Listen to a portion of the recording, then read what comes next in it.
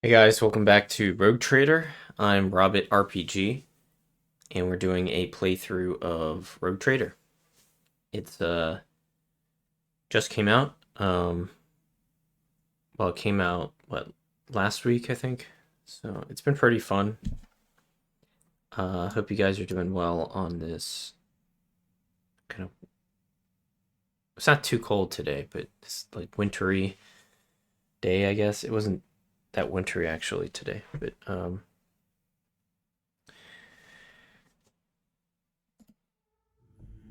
cold. it's like it's like it's at that temperature where it's like hovering between cold and cool. So it's hard to tell. Like it can go either way.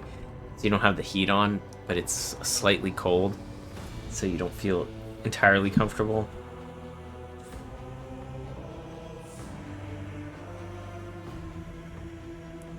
Lord Captain, long lost worlds filled with unknown perils. Deadly enemies and ancient mysteries await you. Bring word of the Emperor to the Coronis Expanse or die trying. Alright, so let's go here. So I think this is the game that I saved. So we picked up a new companion, the Navigator. I forgot what her name is. It's like Karis or Krissa or something. Krizia. Maybe do I want to...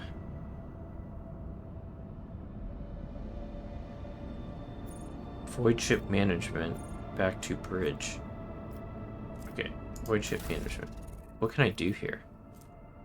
Upgrade hull. Do I have scrap? Oh, I picked up scrap from the Navis Nobilite station.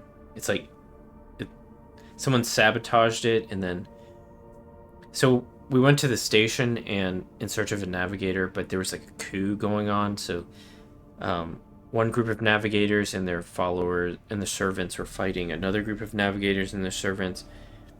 I kind of had to sort through this mystery, and it seems like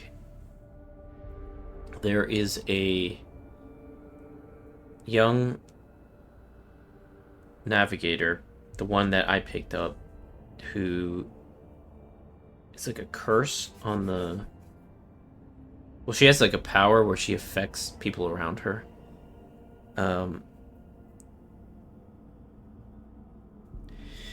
The she affects people around her, and I think the first navigator told me she's a curse, so I need to get rid of her or take her away or whatever. So I agreed because I need a navigator. And then I got to the next navigator, and he said, who was protecting her, she said that the other navigator is trying to take over. So he's the one that sabotaged the station, just like crippled a lot of the systems, and so I trusted the second one. We turned on the first one because I figured that'd be the best way to get the navigator. I'm trying to get a navigator for my ship, critical. So anyway, so we have a navigator now, and we pulled off like materials from the station. So I think that's a scrap here. If it's 420 scrap. Weapons. I don't know what that is. Other. I have no idea. Okay, so I can upgrade stuff, right? Current upgrade level. What? Increase hull integrity. Upgrade hull. Can I upgrade this other stuff? Can I get auspex? Void cannot be explored without an engine. Wait a minute. What the heck? Mark 100 auger array. Oh, I have to buy...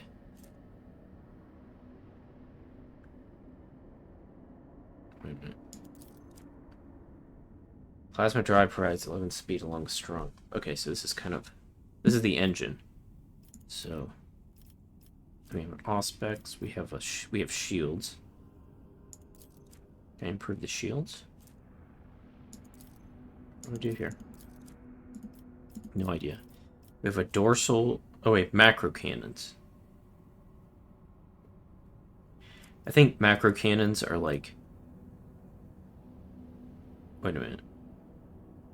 Oh, okay. Macro cannons. Okay, so macro cannons are like. I think this ship's is supposed to be like modeled on 17th, 18th century ships, like where you'd have just cannon and you turn and unleash like a broadside, like shoot all your cannons into the flank of the enemy. So I think that's what you do here. I think this ship, you're supposed to, yeah, like, I think like over here. These might be the cannons over here. Anyway, so there's cannons on either side, and then you do a broadside. So that's starboard and port. What is this though? Wait, starboard and, yeah, okay. Port and starboard macro batteries. That's, and then have dorsal macro cannons. Dorsal means back, right? Like a dorsal fin. Okay, so this is the, it's like, I guess it's like a turret mounted cannon. We have a prow. We have a lance. Okay. Okay, this is our long range weapon. We have a long range lance. And then we have torpedo tubes. Okay, so torpedo tubes come out the front. And they're just slow moving torpedoes. Alright, I don't know if I need to upgrade a ram. I think after I do a space combat, I can tell. Let's, maybe we can upgrade the hull. Upgrade hull 50 scrap. Let's do it. Upgrade. Current upgrade level 1. Let's do it again. 2. I don't know what that does. Increases hull integrity. Let's expand this. I don't know what that does. Who knows? I'm sure it's something good.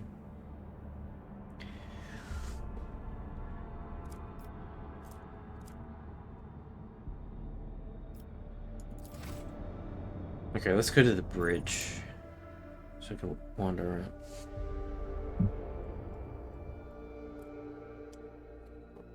Let me check the stream, see if I'm actually streaming.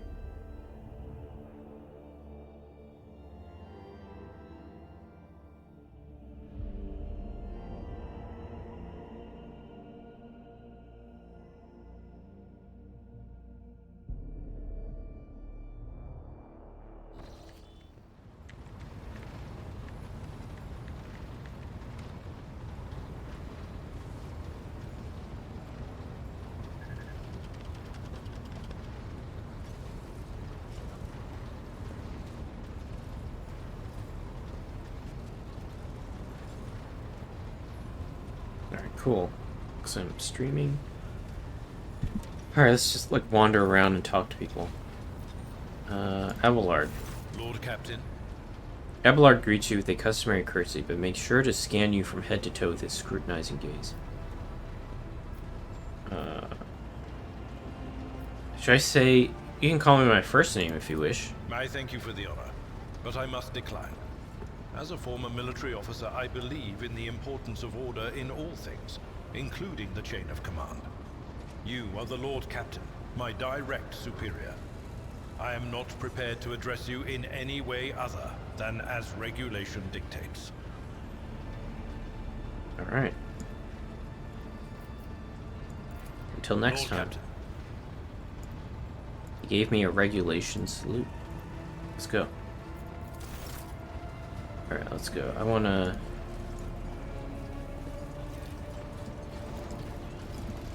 talk to... Where's the, Where's that guy? I forgot his name. He's like the, I don't know what he does, but he, like, deals with... I forgot what he does. I'm doing a terrible job of explaining who this guy is, but there's this guy that he does stuff.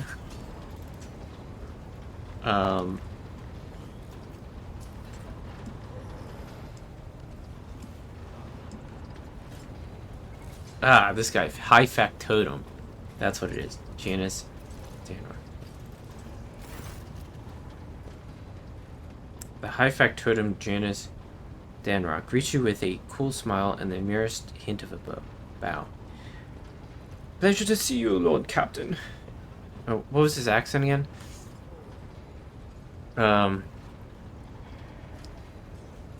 Pleasure to see you, Lord Captain. How may I be of assistance? I need to bolster my retinue of skilled fighters. Okay, so I have to get this chick. Can I create a custom character?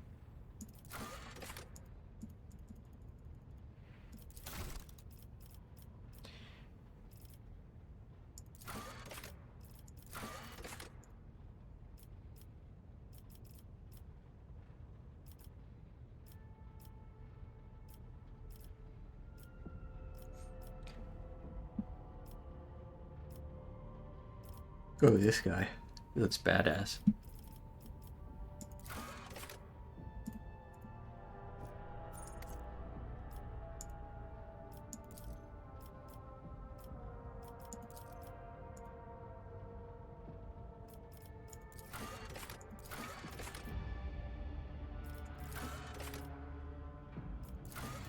For the glory of the dynasty!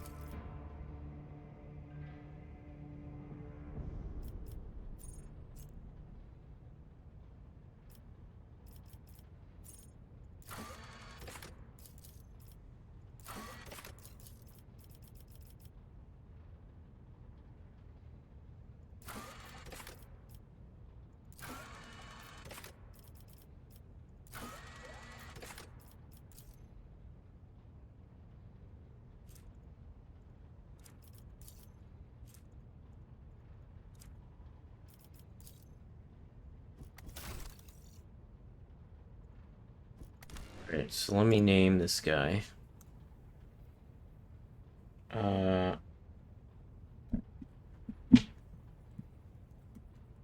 Colonel Mustard.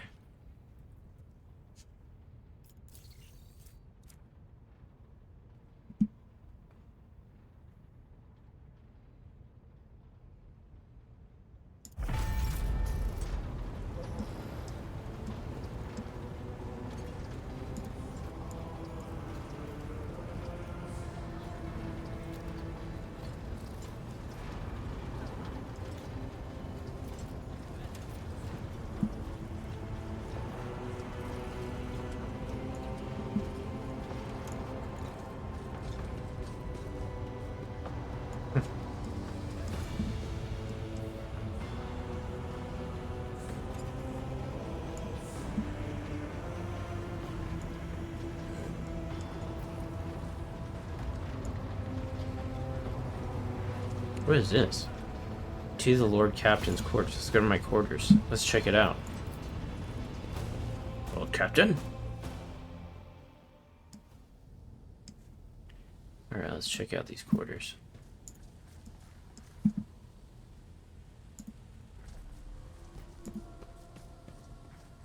Oh, I remember this place. This hefty tome contains the schematics of the flagship of House von Valancius, in addition to a plethora of notes, copious something reports, and other documents. This majestic portrait, painted by a skilled artist, greets guests who have been granted permission to enter the Lord Captain's quarters.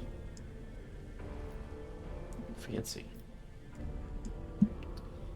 Yeah, I've been here.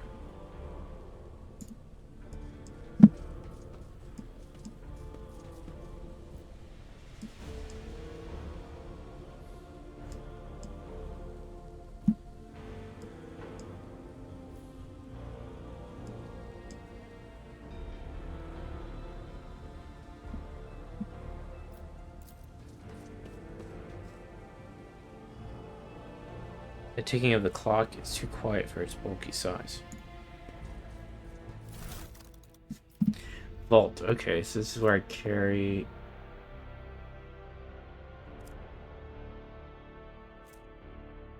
I don't know.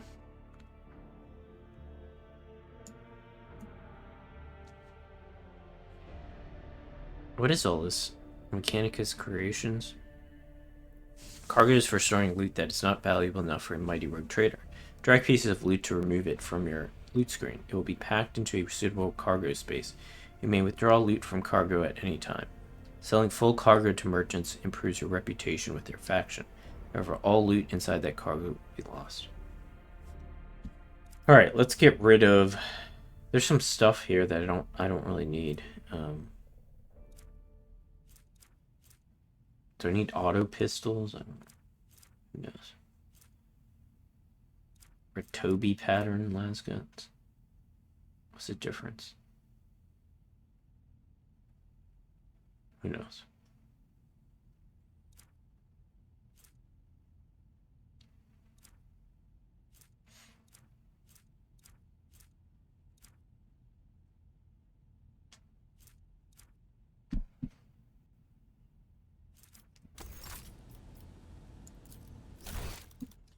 Alright, this is the Shrine of Remembrance, so... Oh, these are all the names of...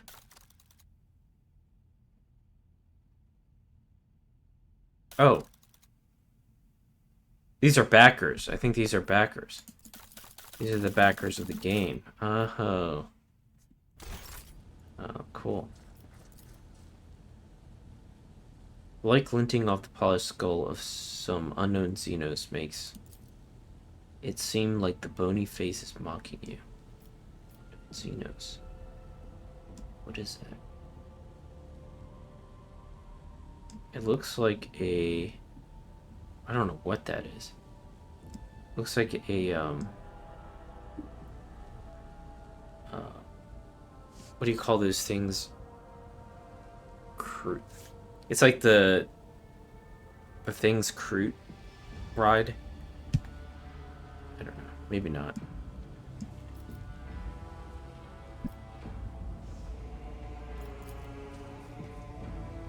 The bookshelves are packed with ancient books, piles of papers, and tomes, many of which look rather worn. The parlor organ seems to have been sitting idle for many years. Yeah.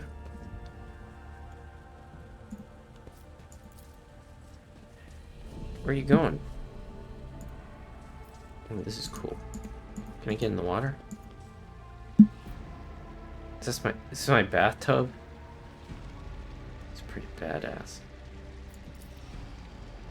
The water's calming murmurs and warm steam feel inexplicably deceptive. A moment of weakness and rest promises nothing but danger. Jeez. I can't rest? This place is freaking awesome. Look at this. Very opulent.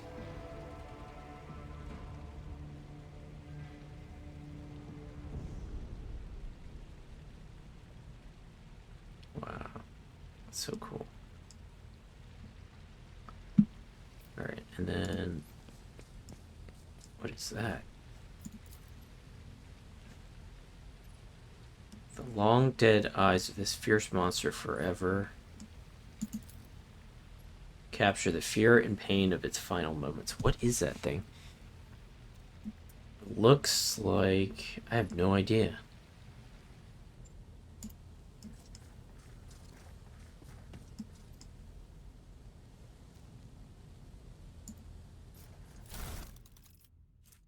Unfinished letter.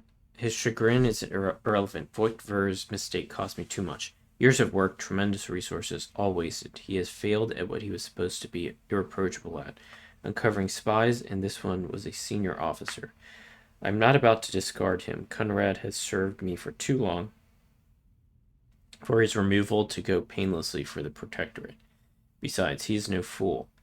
He cannot have seriously expected to become the next in the von Valancius's line when his skills and talents as master of whispers are so valuable. Let his disinheritance serve as a humiliating but instructive lesson from which he may yet learn. Okay.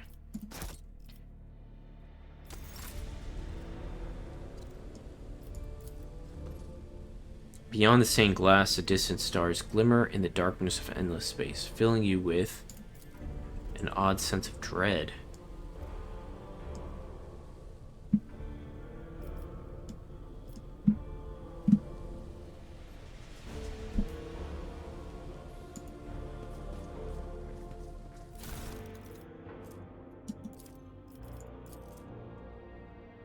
Zero zero zero zero one one one one one one one one zero zero zero zero one zero one zero one zero one zero one zero zero zero one zero zero zero one zero one one one. The final transaction with the Chartists are complete. The fiery reckoning is now fully equipped. 000111110001000. The object has been loaded aboard with its containment intact and placed in the forebay to ensure maximum contact with the target. Coordinates sent and received by the bridge. Target's estimate time of arrival in the system. The fiery reckoning is crewed by a servitor. Chances of the ship returning are minimal. What?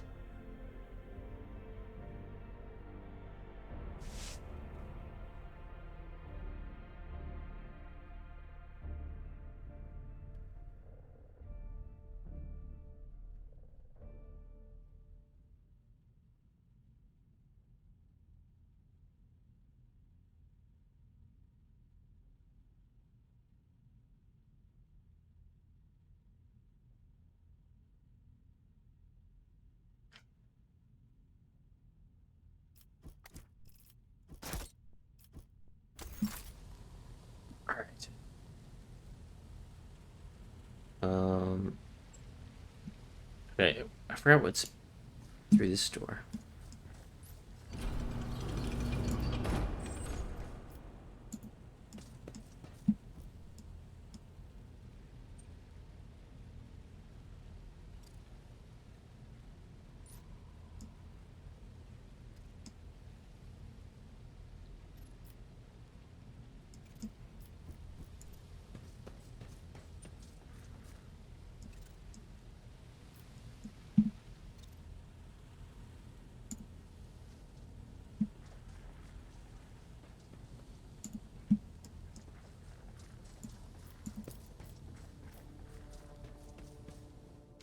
Man, those quarters are awesome.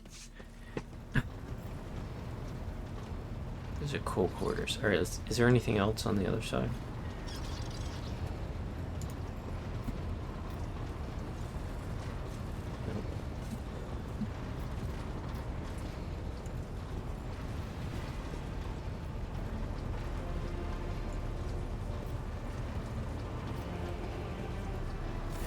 Greetings. Alright, I already talked to Argenta.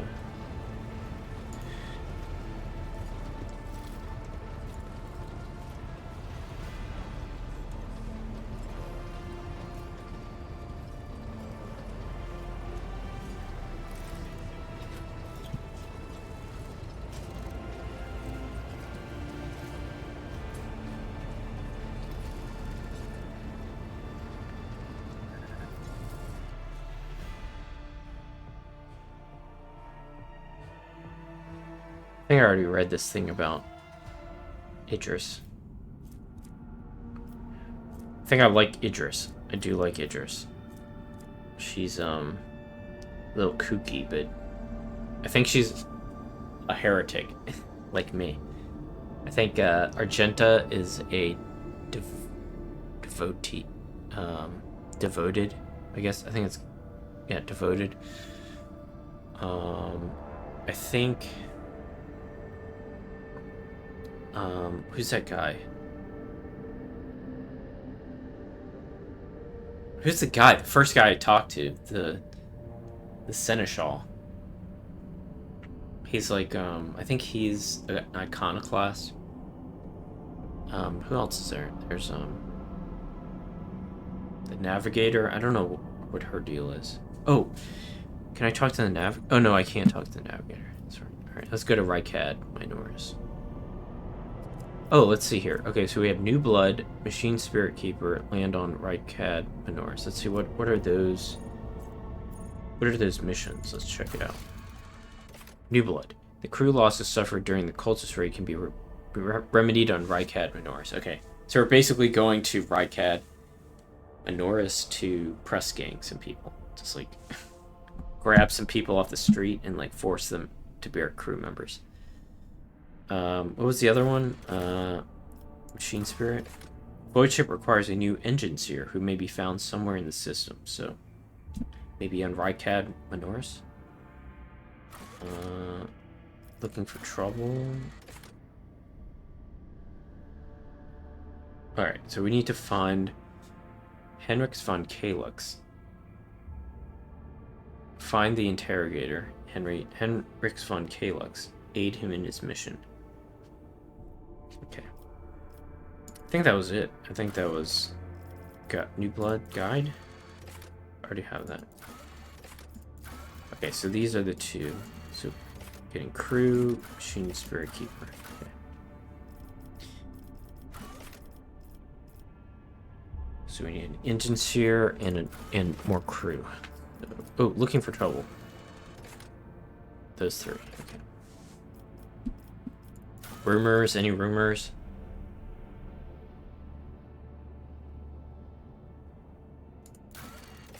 Okay. Let's go. Foxmaster Fidges. Lord Captain, there's some commotion on the officer's deck. The Lady Navigator has left her quarters and is currently in the ward where uninitiated crew members are shunning her in terror. Perhaps you should find out what has brought Cassia to the deck. Sure. Dude, I don't... This Navigator chick freaks me out. Because she's damaged my mind before. Like, all my crew's mind, so... And she just slaughtered... When she first got here, she conducted the ritual, the Navigator ritual, which involves, like, slaughtering, like, half a dozen of her own, like, servants.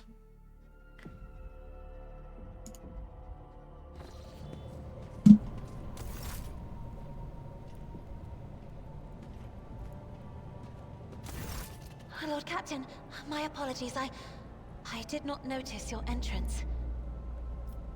Man, that's a hard voice to do. The Lady Navigator... Ugh. Why can't I talk? The Lady Navigator is engrossed in perusing the dusty tomes, which appear to have been neglected by the other officers, be it because of sloth or dullness of mind.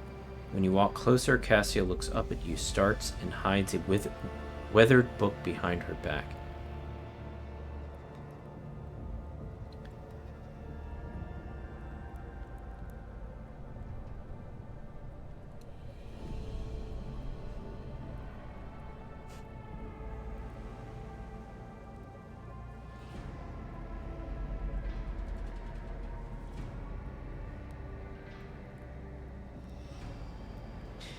Point at the book in Cassia's hands. I see you are fond of reading.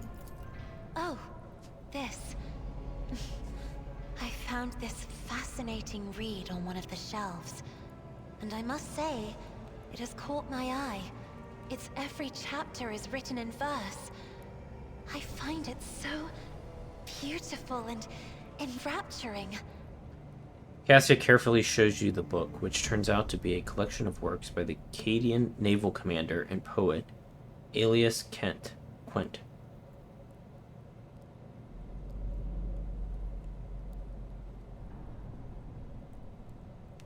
I think Cadia is destroyed at this moment. Maybe this is in the past, but I think it's in the current 40k universe. I think Cadia has been destroyed or something.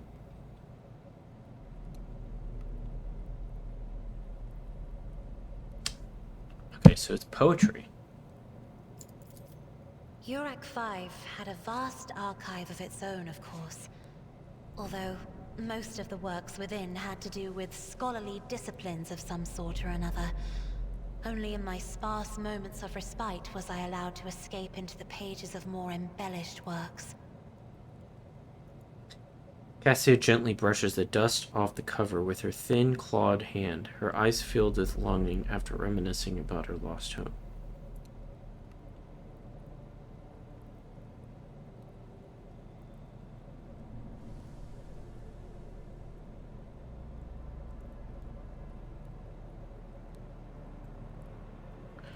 The events that took place on Urak 5 must have shaken you greatly. Are you well? One should not underestimate the navigators of House Orselio, Lord Captain. Like a shawl of pale smoke, a faint malaise hangs upon my shoulders, but it will not be the slightest hindrance to my duty to humanity, and my duty to you.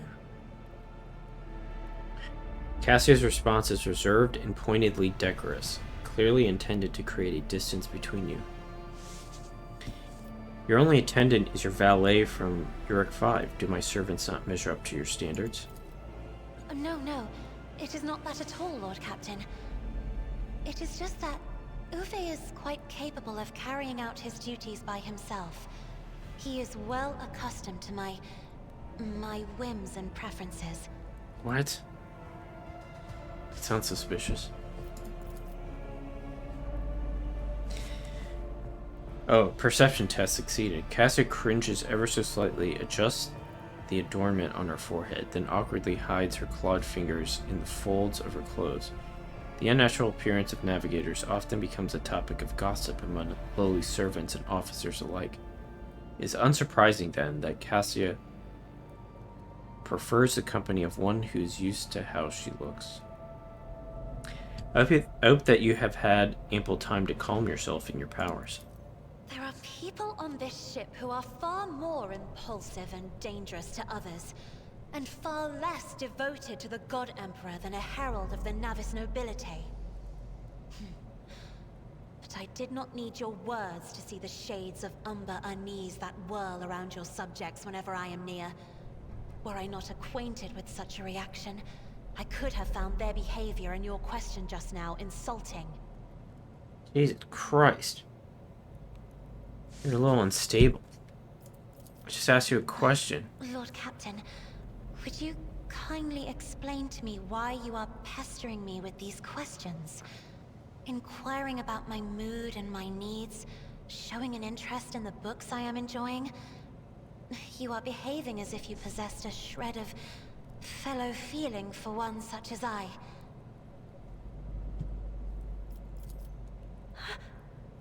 I beg your pardon, Lord Captain.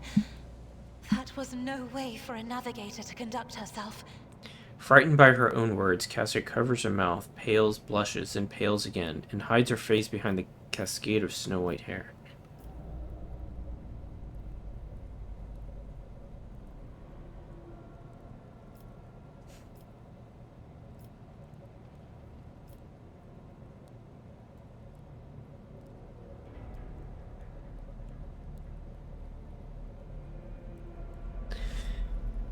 What does that mean? I'm beginning to think, Lady Cassia, that the feelings I have for you are far more complicated than common sympathy.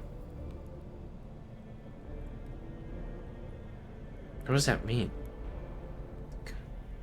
Am I, like, coming on to her? Is that the romance option? Feelings, or is that like, I don't know. You have nothing to apologize for. Human emotions are natural, be they good or bad. And it's just as natural to share them with others. Man, this is a little... I need to be a hard ass. I need to be more of a hard ass as a rogue trader, right?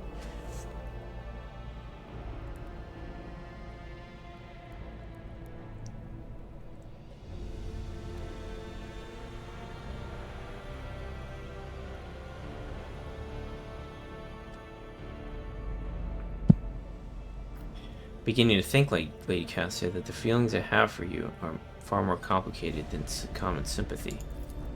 Lord Captain? So many colorful sparks are flaring to life and dimming all around you. It is a veritable ocean of emotions. There are so many of them that I can barely see the pure white sincerity of your words. Please forgive me. I cannot even understand myself right now. Your words and attention have reminded me of life on the station, of Theobald and Felek. I do not understand. They were merely the keepers of Urak 5. So, why do memories of those two make me feel a strange heaviness here?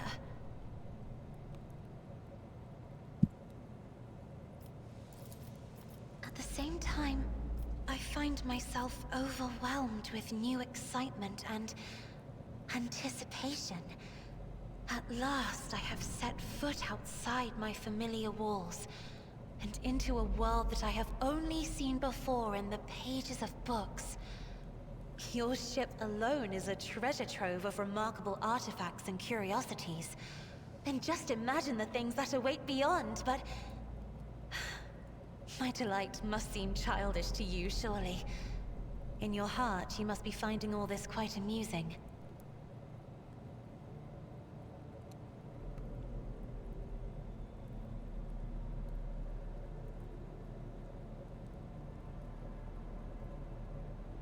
Dude, I need to be more of a hard ass. I don't know what I'm... Alright, let's see here. I would not dare to make fun of a lady's feelings, especially not one who has captivated me since I first set eyes on her. Alright, more of buttering her up. 2. I would rather we find amusement elsewhere, perhaps in the privacy of my chambers. Alright, I'm making an advance on her. What I find childish is your manner of addressing me, as if I were your friend, and your mistaken belief that anyone here would be interested in hearing about your emotional turmoil. 4. I understand what you are going through. My own life is turned upside down not too long ago. Okay. 5. I am not in the habit of finding amusement at the expense of my people. Just remember to keep your emotions in check. 6. I'm afraid I must return to my duties.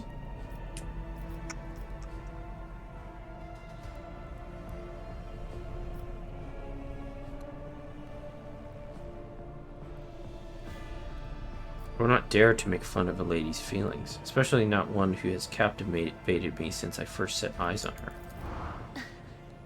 Words like that, Lord Captain, could easily be misconstrued. You should familiarize yourself with some of the works in your library to learn the appropriate manner of conversing with a lady. Cassia blinks in surprise, her eyelashes fluttering, and a delicate blush suffuses her cheeks. Struggling to maintain an expression of polite indifference, Cassia covers her burning face and swiftly exits the room. Okay, so I'm trying to romance this chick.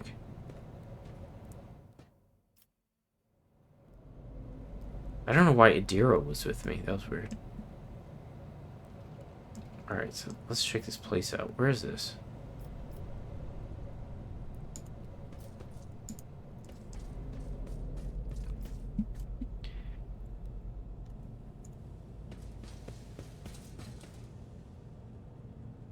What is this? It's like a library, I guess. Okay.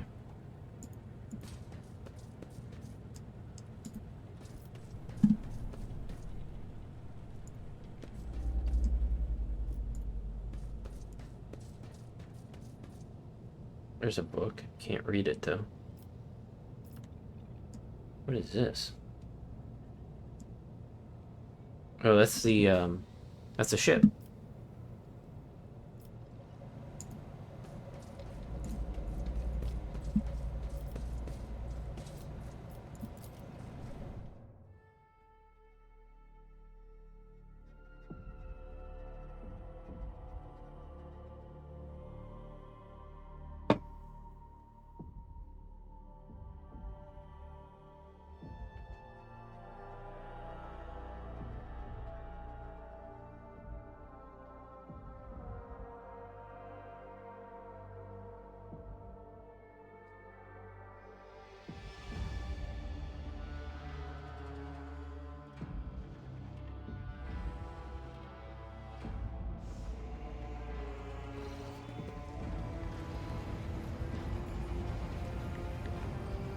Alright, let's keep going.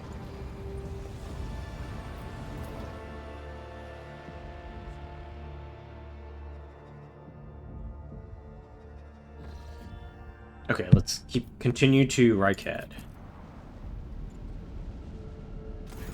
Uh-oh. Foxmaster Vigdis. Lord Captain, sorry to disturb you. Vigdis pauses as if listening for something. Was Vigdis a girl or a guy? It's pandemonium outside the bridge gate, and one of the officers seems to be demanding an audience with you in person. I think I hear Master Rosarian's voice. In any case, I wanted to warn you in advance. Alright. I gotta deal with this.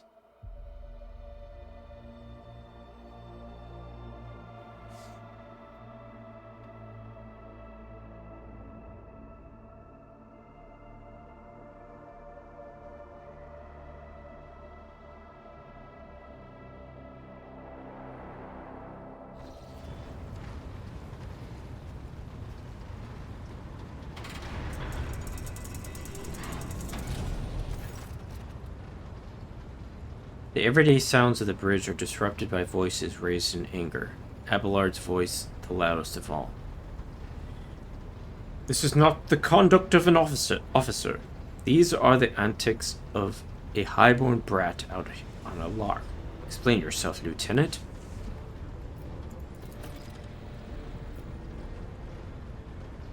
Lord Captain has received a plea to assess the actions of Seneschal. Deal with the situation regarding Depot 4. The young woman standing before Abelard strives with all her might not to quail under the onslaught of her superior's anger. She falters, but then manages to look him in the eye and say, I apologize, sir, but I must speak to the Lord Captain. Very well, Lieutenant. You may address the Lord Captain, not least because I see you have already seen fit to disturb him. Your unauthorized appearance on the bridge and display of belligerence toward a higher-ranking officer will be logged on your personal file without delay.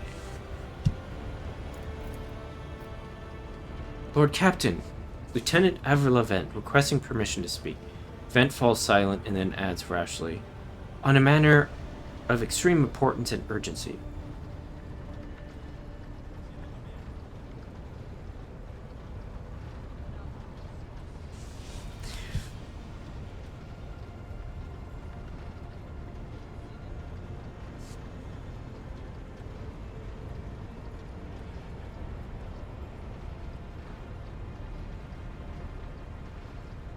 You may speak, but I want to hear a report, not a shouting match. Having two officers bickering in full view of the bridge is unacceptable. I'm sorry, Lord Captain. I thought that drastic times called for drastic measures, Ben exclaims hotly. This matter cannot wait. Any minute now, an assault unit will be dispatched to the lower decks on orders to crush the workers' strike by any means necessary. But I am convinced that this step is unwarranted, and that the crisis itself was provoked by actions of one of the senior officers. Vent is almost trembling with tension as she delivers her speech, her face extremely pale. Abelard, in no hurry to intervene, lets out a skeptical huff. Lord Captain, I urge you to investigate the actions of Seneschal Wersurian and to intervene in what's happening on the lower decks, because very soon we will have a mutiny or a massacre on our hands. Vent reels off the last words as though she knows of them by heart. She has clearly been preparing to say them for some time. When she's finished, she casts an anxious glance at Abelard, then at you.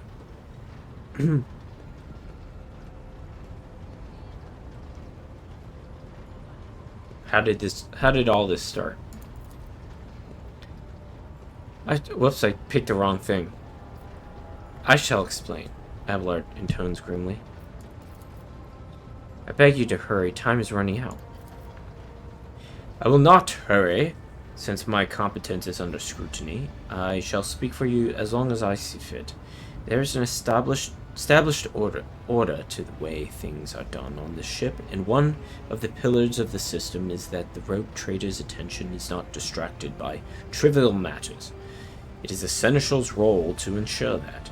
I have always handled internal problems myself, so of course, when I receive information about cultists hiding on the lower decks, I took the matter in hand. As long as I live, not one of the vermin who murdered Theodora von Valencius will find refuge on her ship. You're far too heavy-handed, Seneschal Wersurian. Oh, I don't know why. Wersurian. I know who Wersurian. It's him. I'd never use his last name, so. Arrests, interrogations, mass punishment for entire sectors. It has driven the people to the brink. Vent says bitterly. Now there is a strike on the lower decks, in Depot 4, to be precise.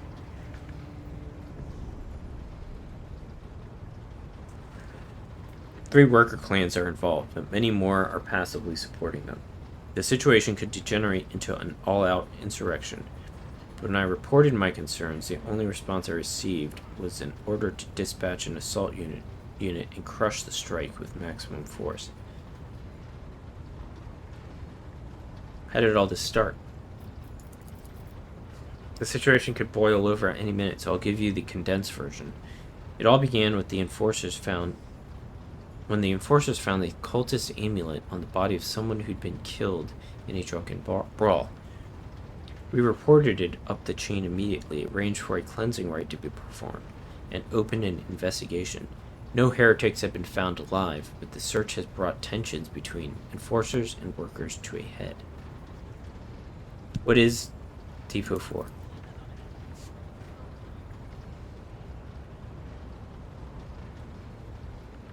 Depot 4 is one of the poorest sectors on the lower decks. It is home to clans of general laborers. They are not as valuable to the ship as the families who have served its specialized systems for generations.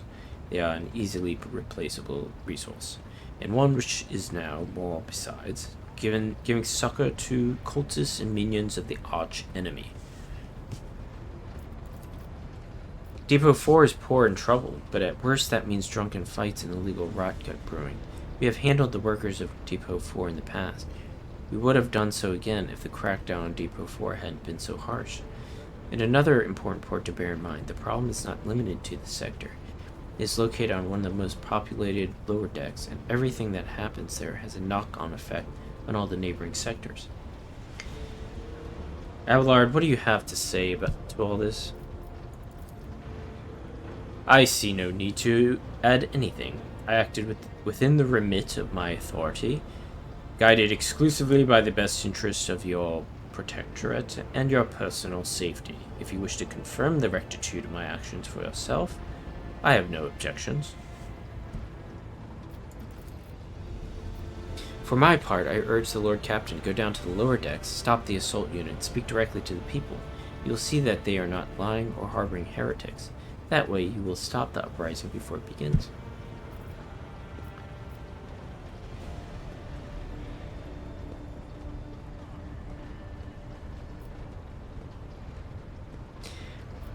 I am certain the Seneschal was acting within his authority, but I will verify the soundness of his decisions for myself.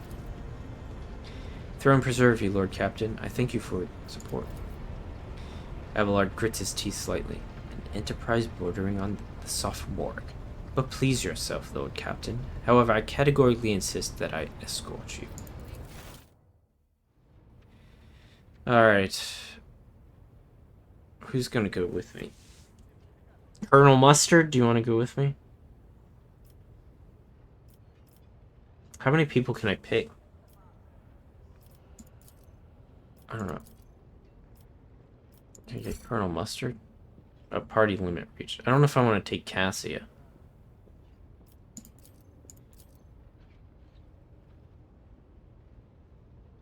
Let's just take all these.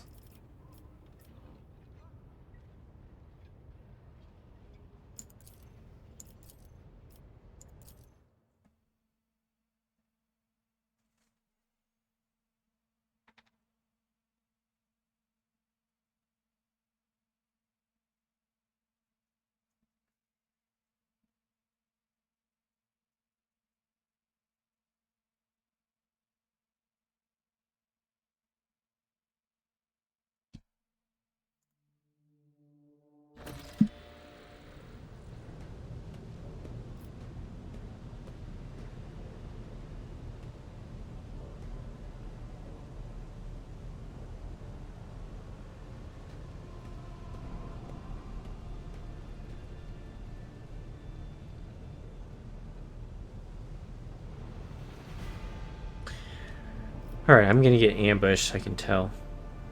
The world trembles beneath my feet.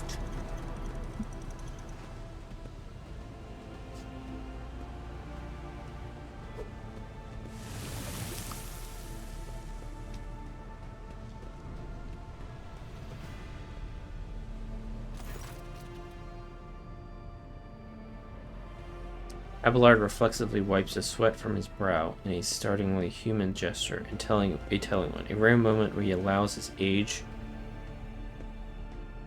and wariness to show through his armor-like veneer of self-assurance. Lower decks are a source of endless problems. Sometimes I dearly regret we cannot replace all the locals with servitors.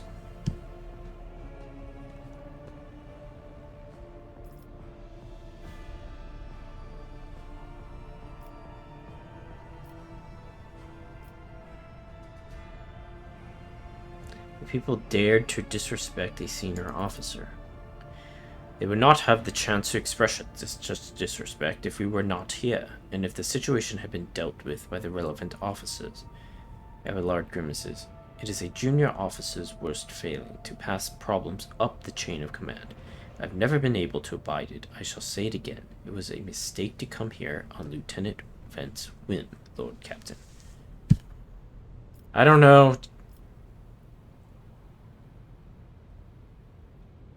I must admit that the lieutenant is by no means the worst material for an officer. Abelard adds peevishly, but in the name of terror, the girl is the same age as my eldest granddaughter. Great-granddaughter, well, and she has the gall to tell me how to manage the lower decks and hunt down cultists.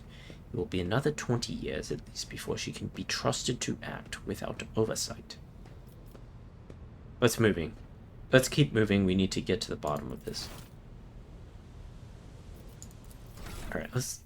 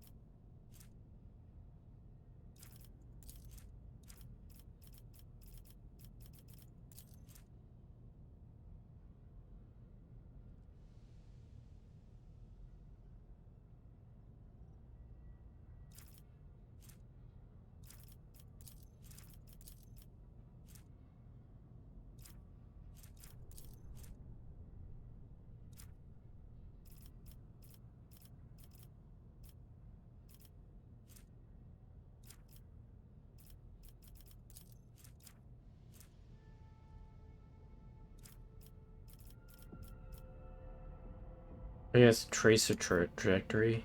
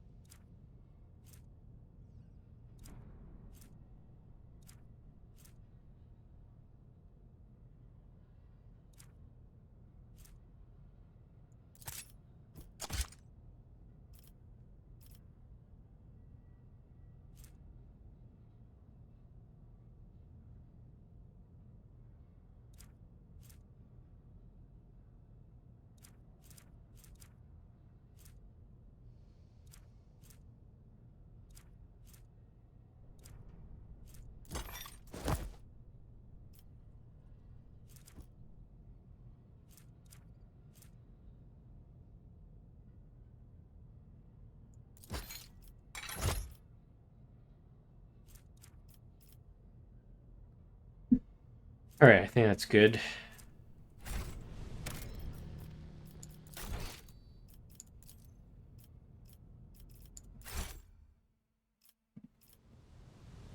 I tread a path unexplored.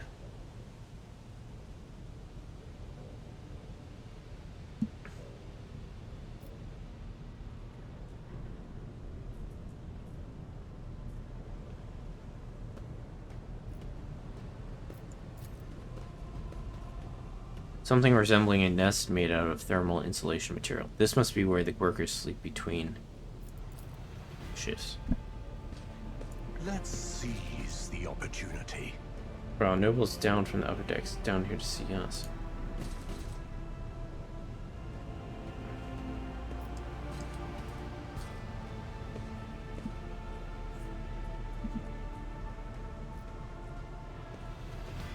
I don't know if I want to go down that way.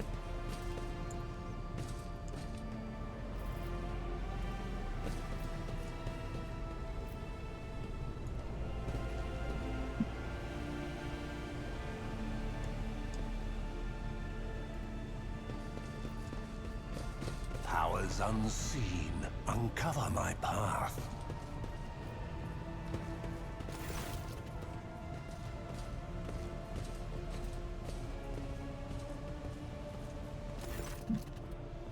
Relevant. Sounds of a heated discussion reverberate through the ship's bays.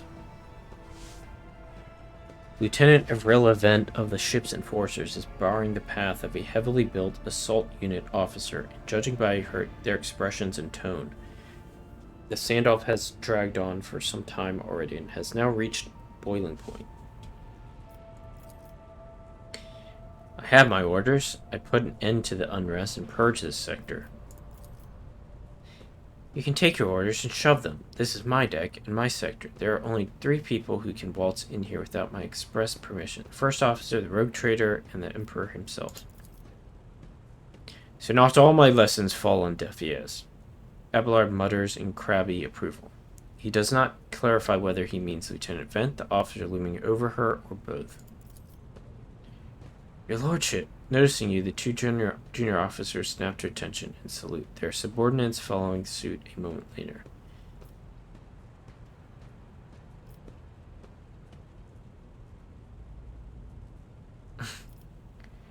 We give the assault unit permission to open fire. We will crush the seeds of insurrection with full force. I might need to do that. What's the situation? Lordship, my people have locked down the bay where the strikers are, including their leaders. We have the situation under control as far as resources allow.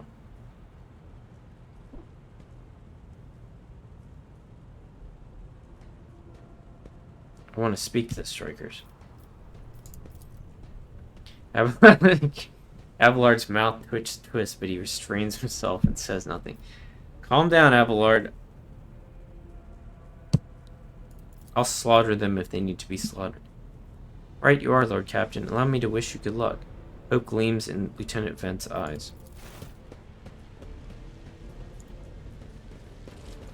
Alright, before I go... Is there a way to...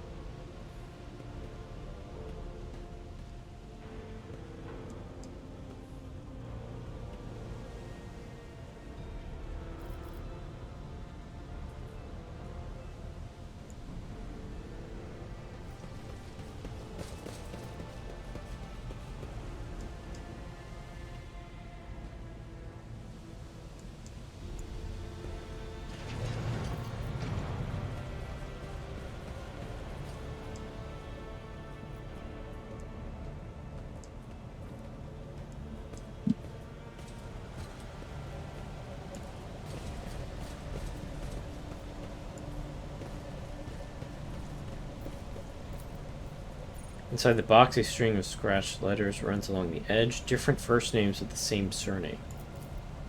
It looks like this box has been passed down to the family from generation to generation.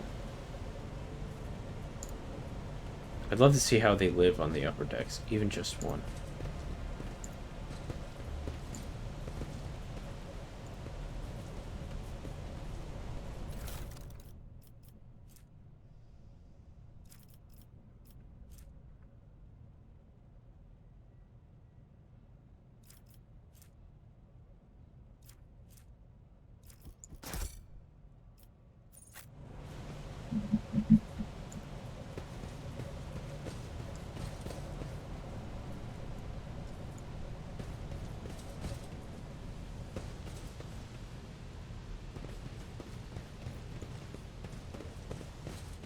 Embrace true power.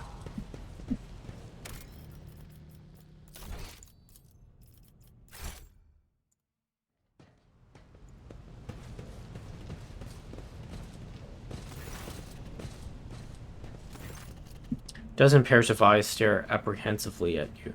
The people before you are typical inhabitants of the lower decks, taking their simple clothing, crude weapons, and faces that display varying levels of mutation, from the barely discernible to the strange to the outright grotesque. Okay. Children are freezing. We've done nothing wrong and we're being punished.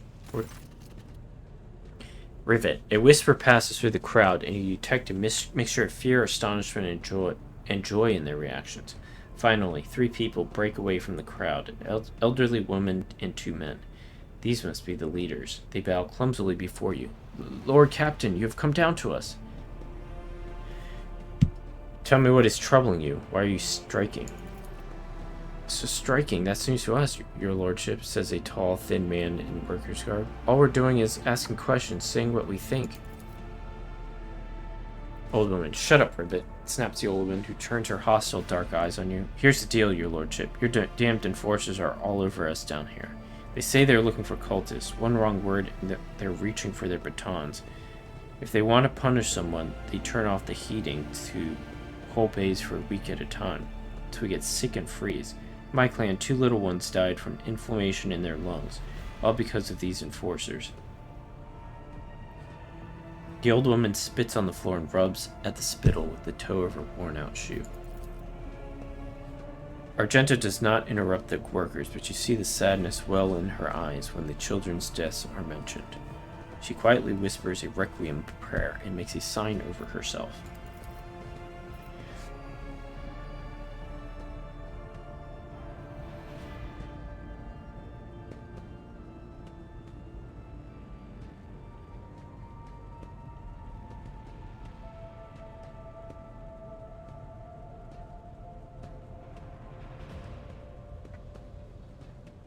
It's all true. Vent is the only enforcer officer who stood up for us. It's clear as day who had a mother from the lower decks and who grew up amidships and has no fellow feeling towards us. The grim man with a scarred face throws up his arms. Your lordship, we're no villains here. We're honest workers, your servants. We've plotted no disorder. We went on strike openly, and now we've got guns pointed at us. All we're doing is asking to be allowed to work in peace without being harassed.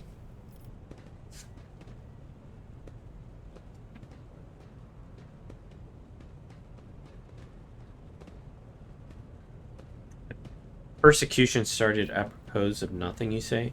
I was told that one of you was found in possession of a cultist amulet and that there are heretics hiding here. A cultist amulet? What's that? The gewgaw they found on the dead drunkard? If it's something evil or forbidden, we sure didn't know. The enforcers just said they were looking for heretics among us, and anyone obstructing their investigation would be punished. But how could there be heretics here? We know our own people. There have been no new faces around. Definitely not, and if there were, we'd be the first to report them. And as far as this amulet, whatever it is, they took it off a dead body. There are no cultists still breathing in our sector, that's for sure. When that fight broke out, some enterprising folks looted the bodies. The boots they came back with, nobody's ever tread those decks in boots so fine. I can tell you that. It seems to me these cultists have better commanders than us. Oh yeah, those boots really were fine, and there was no harm in taking them, right? As for the amulet, it must have been pocketed by someone who didn't know any better. We don't need any amulets around here. We all worship the Emperor. And when we're working, we bow down before the machine spirits of the large and small transformers and the servo motor, the same way my grandfather was taught 100 years ago by a tech priest who came calling. Believe us, your lordship, we are people of faith. Naive children! Weren't you taught from an early age about the dangers of the arch-enemy's creations? Weren't you warned that any unfamiliar object could be one of them? We were told, Holy Sister, but it was long ago. The last time we saw a confessor in our sector, it was just after I'd had our third little one. That is regrettable, but you cannot lay the burden of leading a righteous life on the shoulders of the Holy Fathers. Who will you blame when beasts crawl out of those amulets you stole from the hedge of heretics? The Holy Father was not there, or the scavenger who brought evil down upon himself and his neighbors. Abelard, do you have anything to add? I authorized use of all necessary measures to locate Chaos worshippers hiding in this sector. The specific steps taken by the officers were not reported to me. Abelard frowns, clearly disgruntled at having to explain himself in the workers' presence. Nevertheless, I am certain that their actions were justified. Cultists are no drunken stevedores. They are the enemy and a threat to the ship. Neutralizing them demands decisive action. We were attacked on the way here. How do you explain that?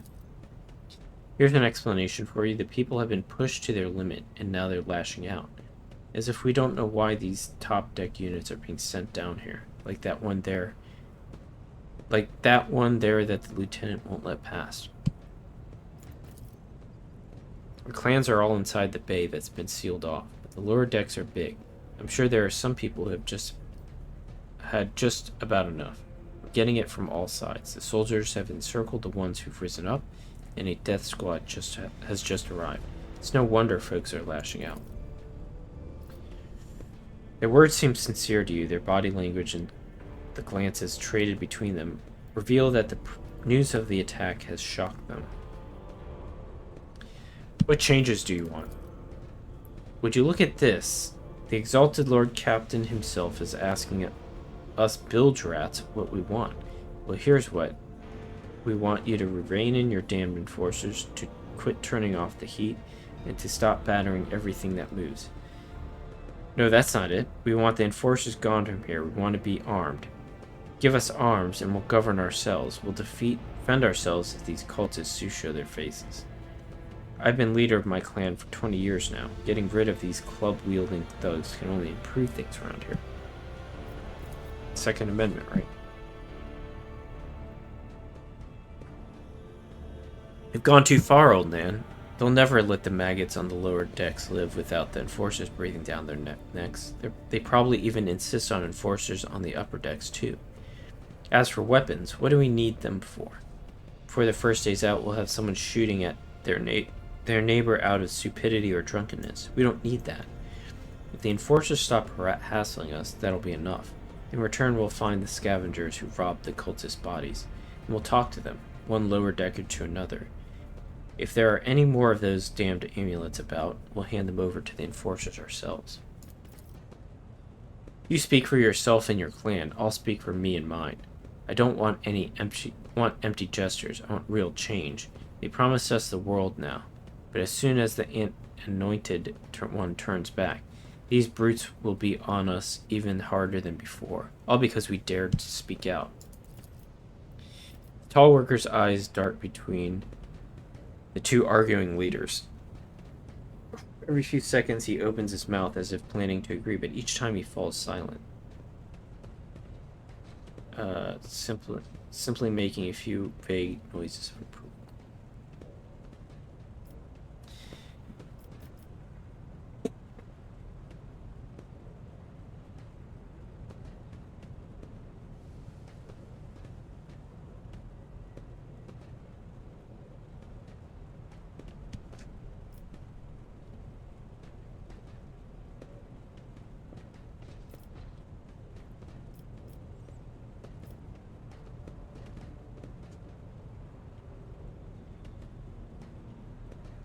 Alright, I'm not... No way I'm giving them weapons. Not with, like, chaos. Potential for, like, a chaos infection.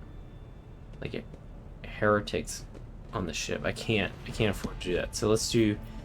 I guess let's do two. Spreading anarchy on the ship is a first step towards embracing chaos. Putting weapons into untrained hands would be even worse. What's more, the enforcers are needed to maintain oversight and order.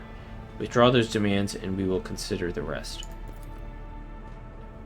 The tall worker they call Rivet shrugs and casts a sidelong look at the old woman.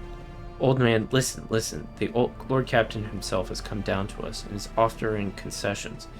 I don't know a single person in the whole of Depot 4 who's ever stood next to the rogue trader, let alone talk to them. Back down. Now's no time for you to be a stubborn old crone. Listen to us, old man. The three clans of Depot 4 ought to act as one. We've made our minds up. It's your turn to decide. Don't ask them to disband the enforcers or give us weapons. We don't need any of that. The old woman hisses in dissatisfaction. You two are ganging up on me. Is that it? So brave of you. So brave you are against an old woman. But I'll shut up. I will indeed. I won't go against two clan leaders on my own. If you want to make peace with the enforcers, make your peace. That's great, just fantastic. Lord Captain, we're all agreed.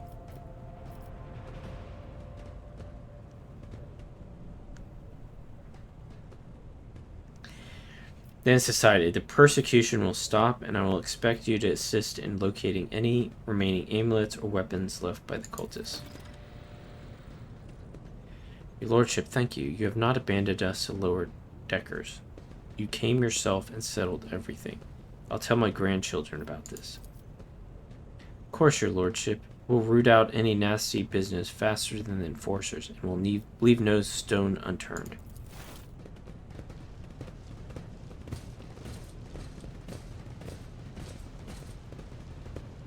I am at your service. I am at your service. I'm trying to practice these voices. I am at your service. Color the uncolored. Color the uncolored. We shall prevail. We shall prevail. I don't need to do his. Sins hidden in the heart turn all to decay. Sins hidden in the. I don't know how to do hers. Sins hidden in the heart turn to decay. Turn to decay. Should I divine our next step? Should I divine our next step? I don't know. I'll just make up weird voices, I guess. Alright.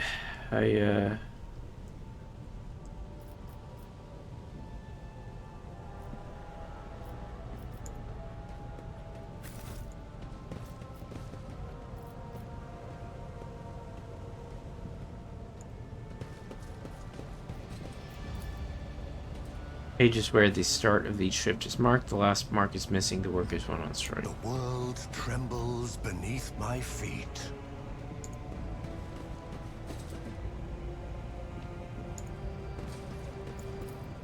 The heat sink warms the air around it to a scorching temperature. This is...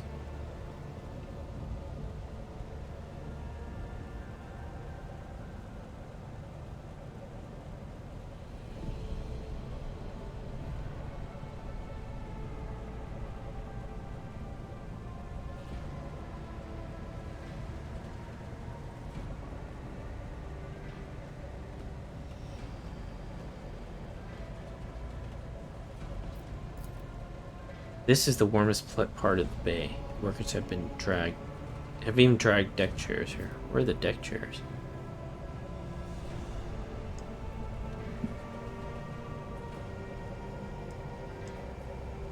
I don't see any deck chairs.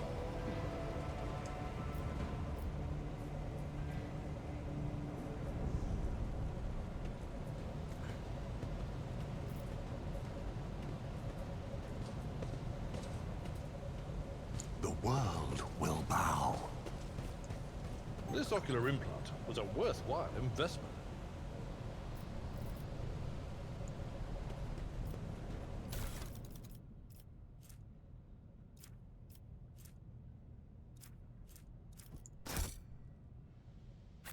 Intriguing.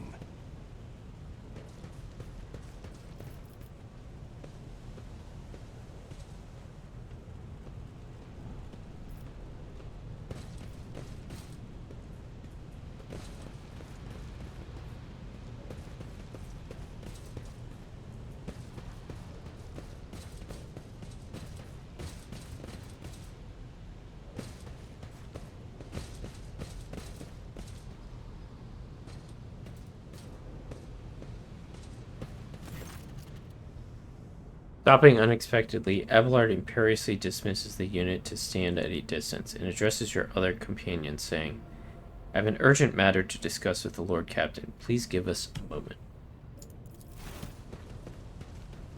Uh-oh. Abelard looks at you, and his last vestiges of restraint vanish. Well, are you pleased with your investigation, Lord Captain? You kowtowed to the disloyal rabble. You believed their lies and showed them leniency. Next time the ship is attacked by cultists, that rabble will welcome them in with open arms and allow them to wreak havoc, whatever havoc they like, because they see you as a weak leader. Is that how you see your future at the helm of the Von Valencia's Protectorate?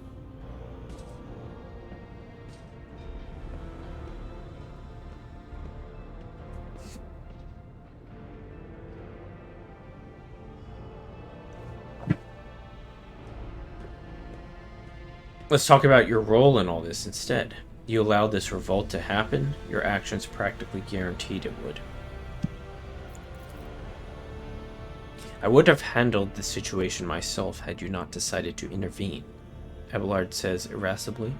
Remember, Lord Captain, Theodore, Remember Lord Captain Theodora, do you think she ever set one slippered foot on the lower decks? No, she did not. Such matters were left to myself and the junior officers, while she dedicated herself to our grand designs for the Protectorate, as any true strategist and rogue trader ought.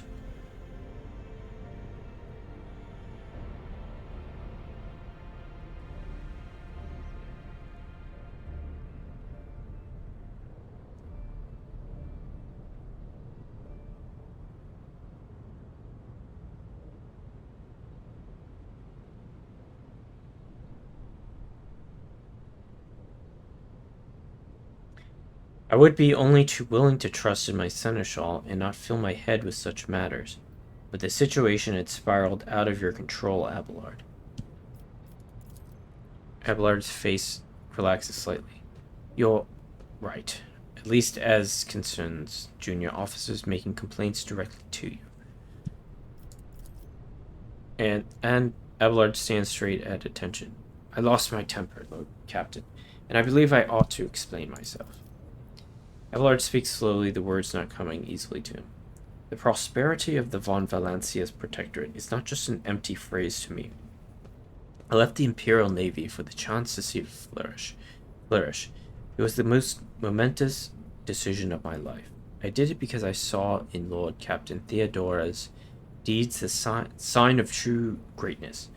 Rogue traders do not simply forge new routes and capture worlds. They create order out of anarchy.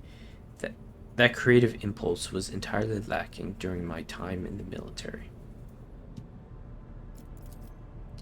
So I left behind... Jesus Christ, this is long freaking exposition. So I left behind everything I had known. Everything my family had known. I come from a long line of officers. I embarked upon this incredibly reckless venture. Lord Captain Theodora entrusted me with all the concerns she had no time for. She would go off on her flagship for long periods, to distant frontiers, on scouting voyages, and the advancement of the entire Protectorate rested on my shoulders. And then suddenly, everything that had been built over years and years began to quake, rattling like a flimsy hanger on a seismically active world. One of the senior officers betrayed us all. The rogue trader was killed, and who knows what is happening on the planets. I tell you this honestly, without any fear of appearing weak. All this has come as a grievous blow to me. I am not panicking or grieving because I cannot allow myself to panic or grieve. I am duty bound to aid the new rogue trader, to aid you, to find your footing as quickly as possible. And to do that, I must insulate you from problems that in the past have been dealt with by tried and tested procedures set out in the ship's regulations. Procedures that were established long ago and have functioned smoothly for decades cannot suddenly be deemed excess to requirements.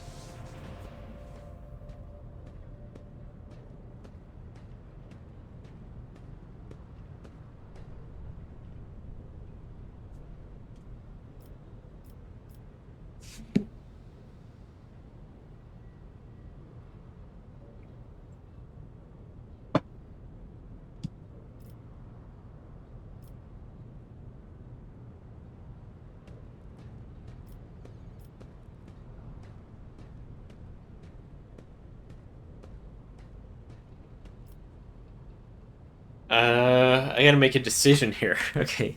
So some of these options are like, alright, you're right, Abelard. Like, I'll just follow your recommendations and the procedures. Some of these are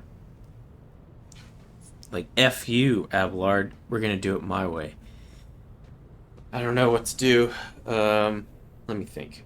So I'm kind of on the heresy path, kind of. You know, Abelard's kind of rubbing me the wrong way. Anyways, he's a little too stiff. He's reminding me of the Imperial Navy too much. You know, my past life as an Imperial Navy officer. So I'm going to reject his recommendation, I think.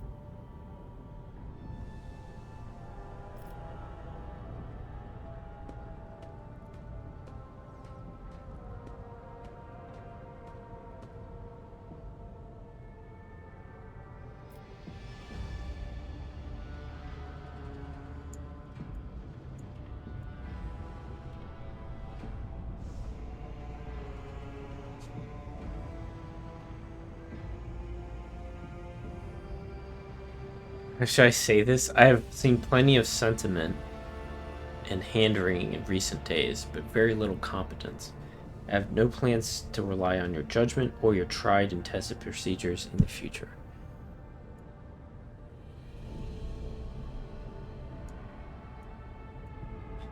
I understand, but you need to learn how to respect me as your Lord Captain and Rogue Trader.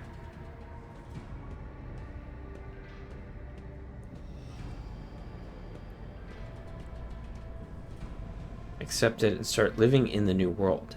A world where Theodora is gone and where you and I have new decisions to make. Abelard solemnly inclines his head. Yes, Lord Captain. After a moment's silence, he adds, looking at you with interest, your resolve is admirable and demonstrates strong leadership. I shall remember this moment, should my old habits ever begin to creep back in. And now, please, let us leave the lower decks. If the Rogue Trader desires to stretch his legs, there are far more suitable places. Alright, sorry, Abelard, I mean... I gotta do it. I gotta rule in my own way. I can't, you know, I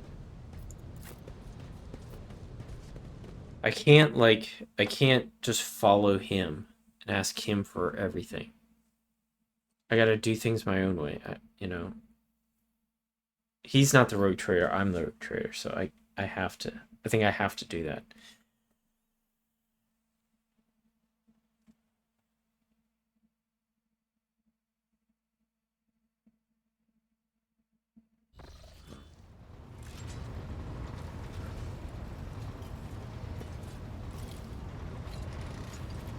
So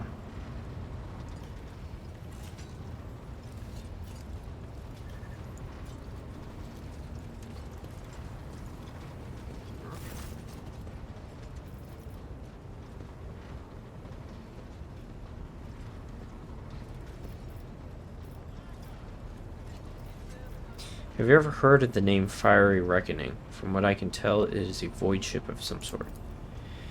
Janus thinks for a moment, pursing his lips in concentration. I am afraid it is not immediately familiar to me, your lordship. Please allow me a moment. He starts rapidly tapping on the screen of his data slate. I say, House von Valancius did indeed sign a contract with the owners of a vessel with the designation Fiery Reckoning. There are transactions, records of ship picking up cargo from Kiava Gamma. Well, this is odd. The data logs in there. That's terrible. Apparently the ship has had some interactions with one of the workshops on your industrial world. I beg your pardon, your lordship, but that is the extent of the assistance I can provide you in regards to this particular matter.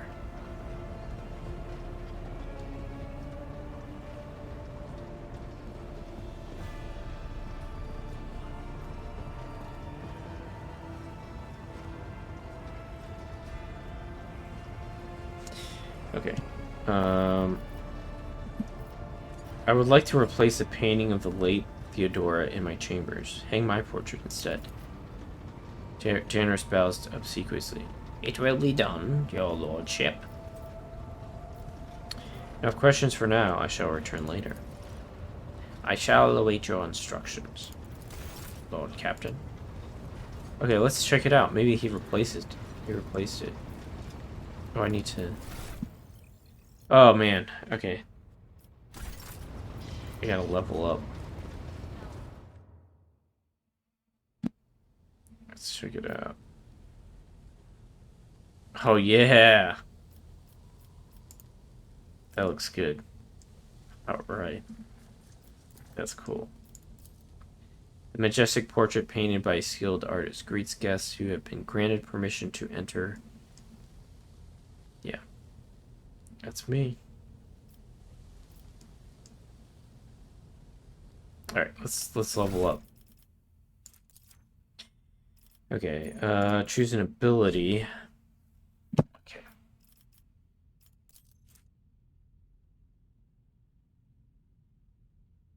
That's pretty good. I can do this. How much? It's 1 AP. That's pretty good.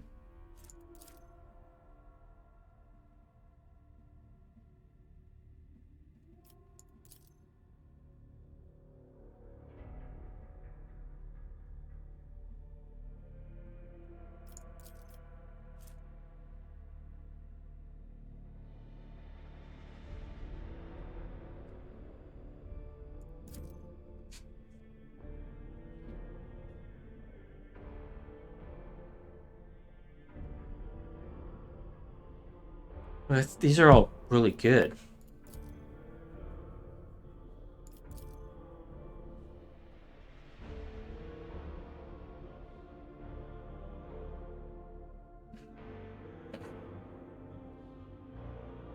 I don't know, what should I pick here?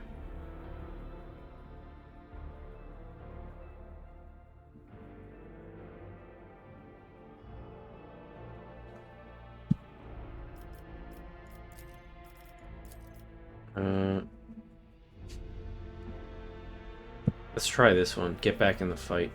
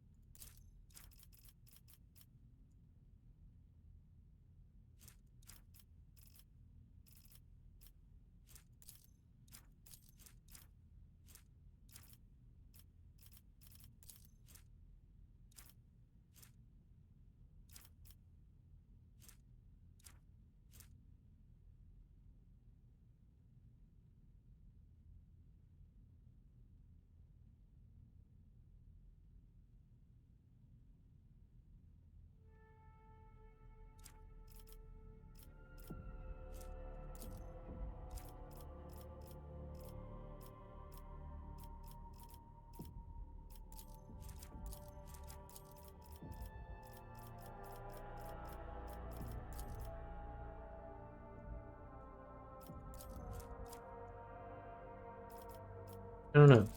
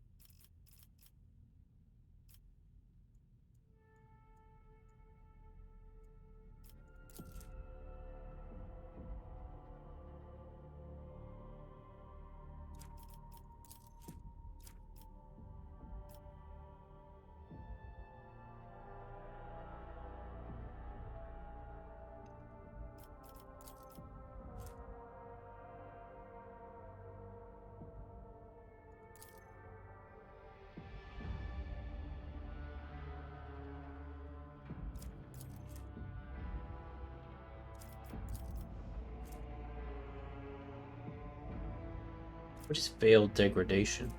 When Psychers reach deeper into the warp to power their abilities, there's always a chance of the Empyrean bleeding into reality, unleashing its destructive force.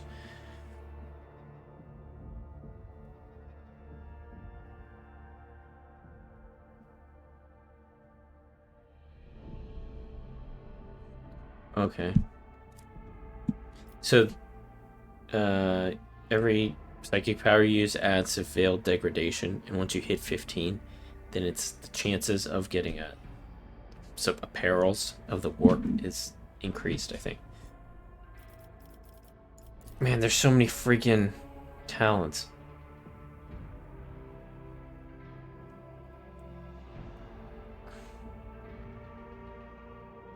Let's do this one. This one, path. This one, definitely good.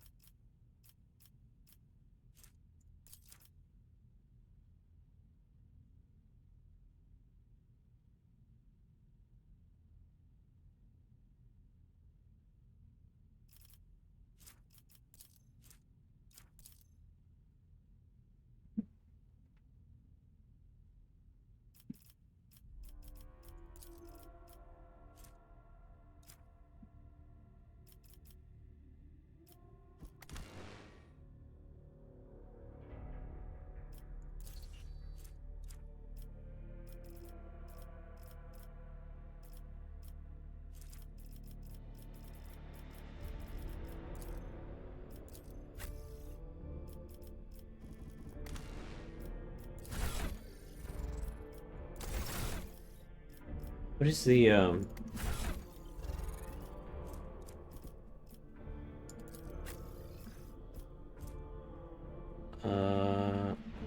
what kind of weapon is this? Bolt. Okay.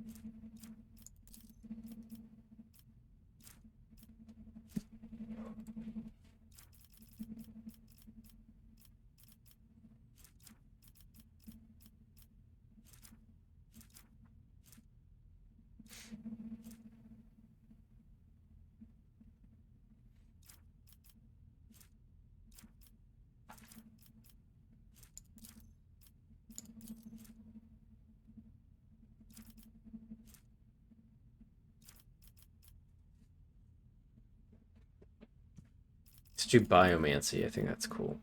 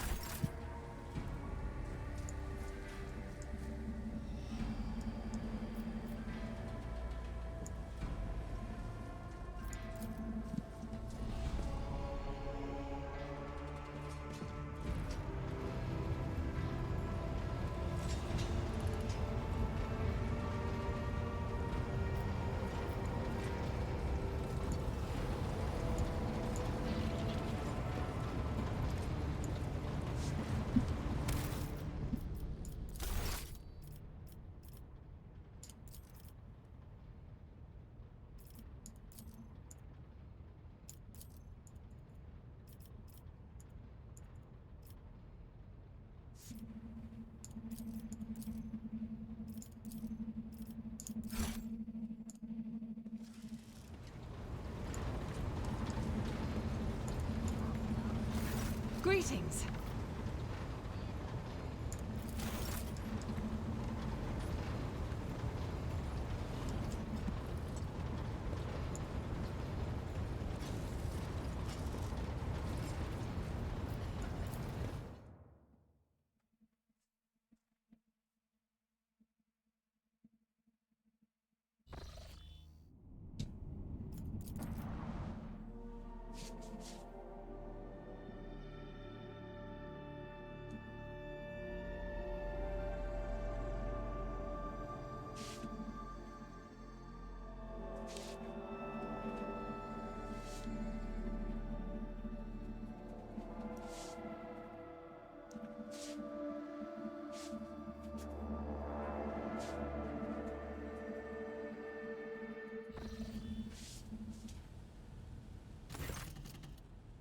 As the ship makes its way through the star system, a strange fatigue falls over you. Your eyelids grow heavy, and the quill you have been using to draw up yet another order falls from your hand. Uh-oh. Uh-oh. You raise your head with a start. Someone else is here, in your study. You stand up and stare at the dozens upon dozens of corpses surrounding you. Among their number, you recognize the disfigured and bloodied faces of those who died on the ship's bridge and those you met in your previous life. How is this possible? Where are the enforcers posted to stand guard? It matters not. You are alone against a horde of heretics risen from the darkness to take your life. As of its own accord, the shard lying on the edge of the desk, the sole remnant of Conrad Voigtver's weapon, slips into your hand. The metal is searing cold. The dead sway from side to side, closing in around you in a nightmarishly slow advance.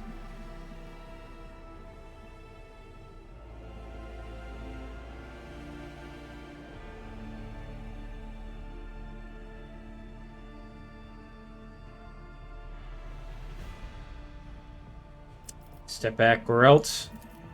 The dead only draw closer and closer, and your fingers involuntarily tighten around the shard, its sharp edge cutting into your palm. And an unbearably bright light floods everything around, and you find yourself surrounded by groveling minions, their bodies shivering in your mere presence. Your hands no longer hold a pitiful shard, but a majestic, intricate weapon, a skillfully crafted sword with a strange, unnerving proportions. a curved design, an unusual hilt adorned with the image of a closed eye. The eye opens wide, revealing a gaze so ancient and dark that it steals your breath away. You have felt this gaze before, there on the bridge, and the voice that appears in your mind only confirms your guess. The tapestry is woven, the path is chosen. Accept your fate, champion.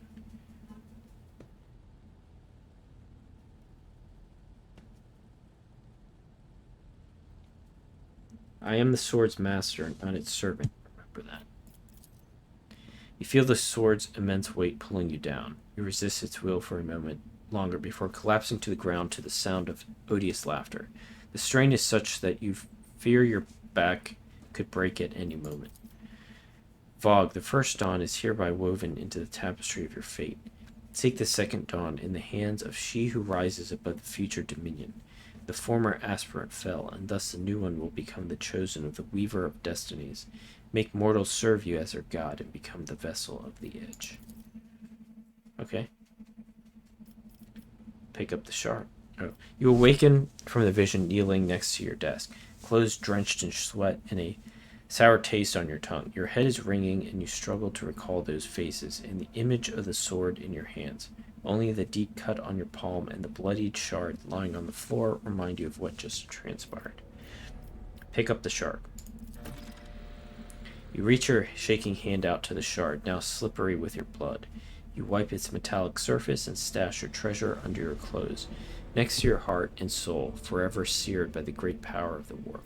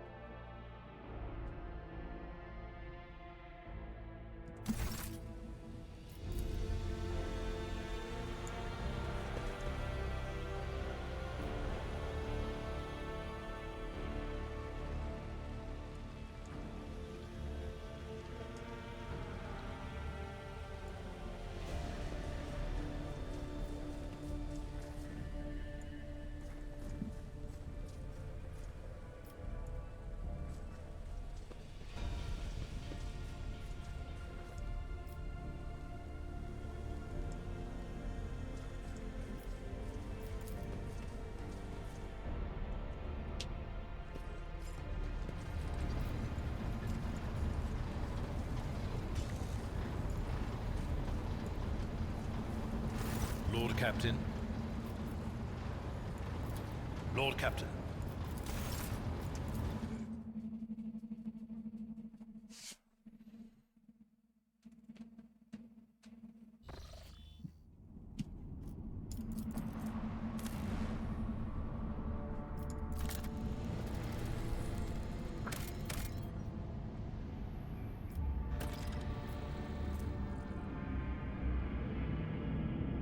Mobile Mining Extractium, a mobile mining outpost assembled in accordance with the Blessed Standard Templates construct. This small industrial complex can be deployed on practically any world, however inhospitable. The Serf clan assigned to it will devote itself to the maintenance of this sacred mechanisms and the extraction of resources needed by the rogue trader.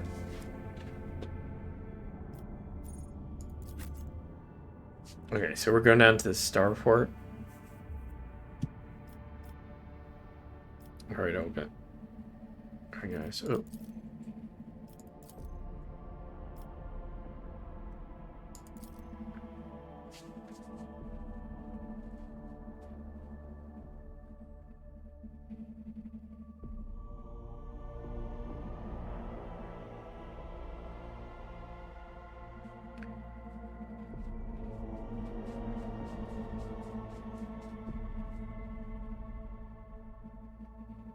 Huh.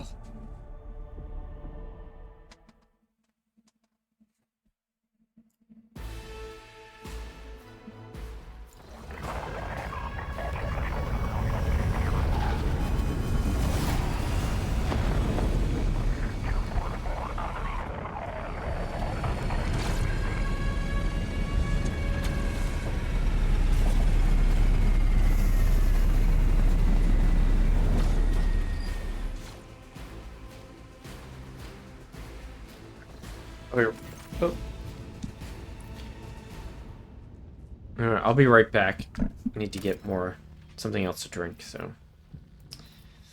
I'll be right back. Stay put, guys.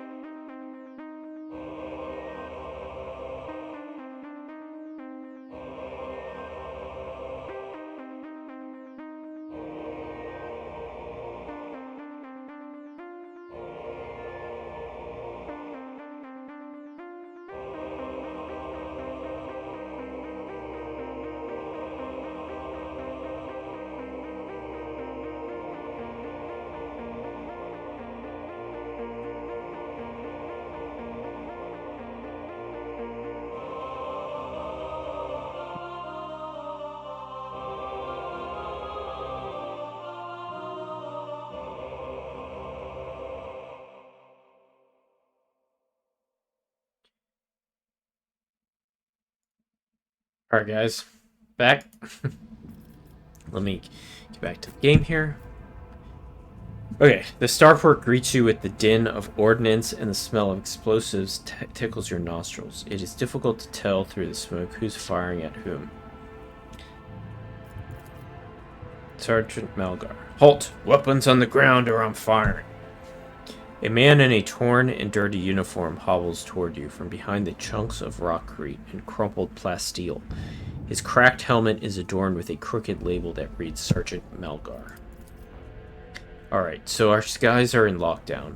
The rebels are shooting down anything that flies, and you lot just happened to land in all rare without a scratch to show for it, and all shuttle like that. Why did you get it? Stolen from the palace, is it? He is visibly awed by the resplendent gold of your transport. Get him, lads. We've got ourselves a rebel landing force. Is he British or is he... Get him, lads. Yeah, he's definitely British. Get him. Grab him. Oh no, he said grab him. Grab him, lads. Abelard turns purple. By the Holy Throne, what is this mess? Adira glances around. They're in a rough spot, old man. Go easy on them. Can I just kill these guys?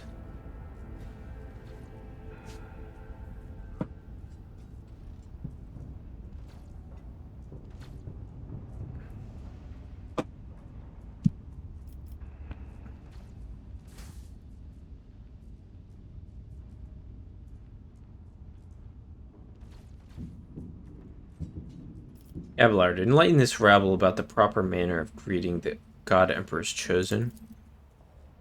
Abelard clears his throat. You stand before the rogue trader von Valencius. You ignorant worm. Snap to attention this instant. Give his lordship a formal report. With a mixture of awe and terror, he snaps to attention, raises his freshly cut chin like an exemplary soldier, and barks. My mistake, sir. At once. The starport is under control of the governor's wardens. Perimeter command is Sergeant... Dang. A frag grenade explosion cuts off the rest of the sergeant's words. Shrapnel flies everywhere. With a piercing screech. One of the soldiers falls to the ground, clutching the remains of his forearm that is now adorned with crimson tatters. Blood is spurting out of the stump, and the soldier's agony is short-lived. The sergeant curses and hastily says an army prayer for the dead. Sergeant Malgar. With a rasping cough, the sergeant turns back to you. Pardon, mate. Pardon me, sir. Sergeant Laz Malgar reporting. My unit is holding the starport on the governor's orders. How may I serve?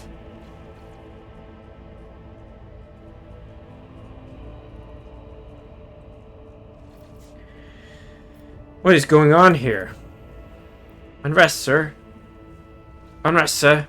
Armed rebellions in both the capital and the provinces.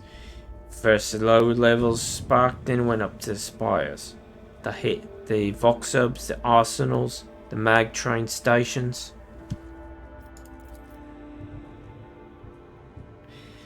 Then Philip tore off his mask, precisely because he knew about the trouble on Raikad Minoris. He knew that none of our allies would come to our aid. Cassia lets out a sorrowful sigh. You may continue to report, peasant. My unit was here when it all went to Grox's. A tech trace linked to satellites reported sightings of strange void ships in the system. They were orbiting the star until one of them set course for landing on Raikad Majoris. The governor took precautionary measures in order to increase security at the key facilities. Everyone knows that whenever something's not right, you better double the warden details. The alarm was raised, and we were sent to secure the starport. It's the only reason we're able to hold it.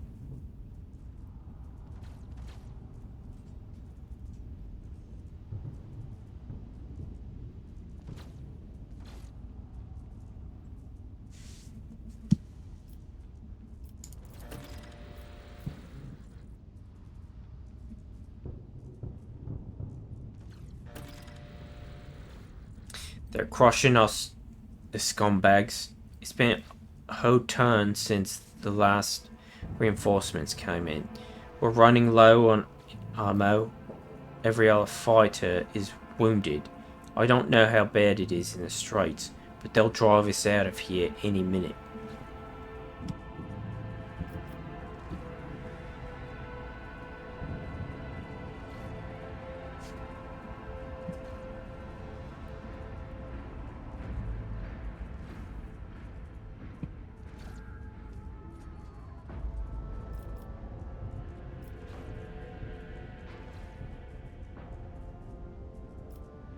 Cause this rebellion. Ill thoughts, sir. You're falling on odd times. The ground keeps shaking, things keep exploding. People are scared, they've forgotten all about their duty, and that's when those, Emperor forgive me, preachers came. They started riling up everyone up. Sure enough, we shot a few, but they just kept coming. More and more of them.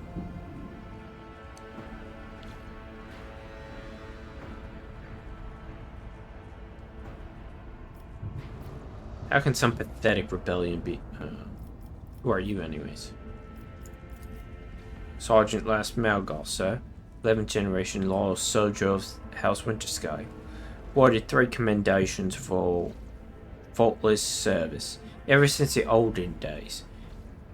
His lordship, with a rogue trader, has recruited soldiers and shipwrights on Raikad Norris, so there's no great honour for a Raikadian than serving his lordship with diligence.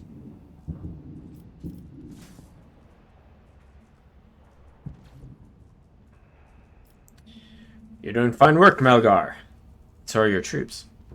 It's people like you that hold the Imperium together. I live to serve. The sergeant's grim voice rings with a martyr's pride.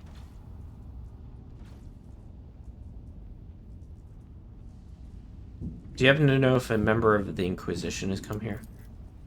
At the word Inquisition, the sergeant's face fills with thought. I don't know, sir.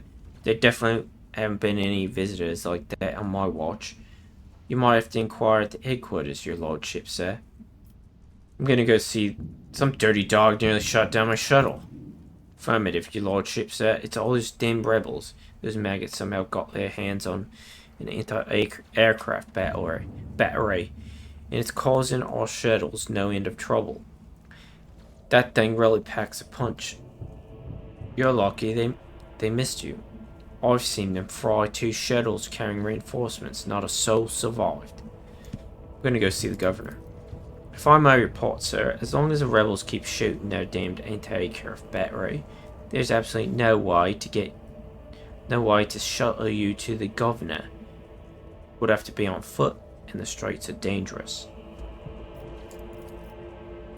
I have no one to send with you as an escort. I've signed all available troops to accompany the steamed tech price to the governor. I will voxcast orders to them to wait for you. And I'll inform headquarters they better send out a convoy to meet you halfway. Meanwhile, we will follow the governor's orders and hold the line here. Here. I'm terrible with that. His accents feel like falling apart. I kind of ventured into Australian. And then, I don't know, it's terrible. It's like falling apart. Okay, so,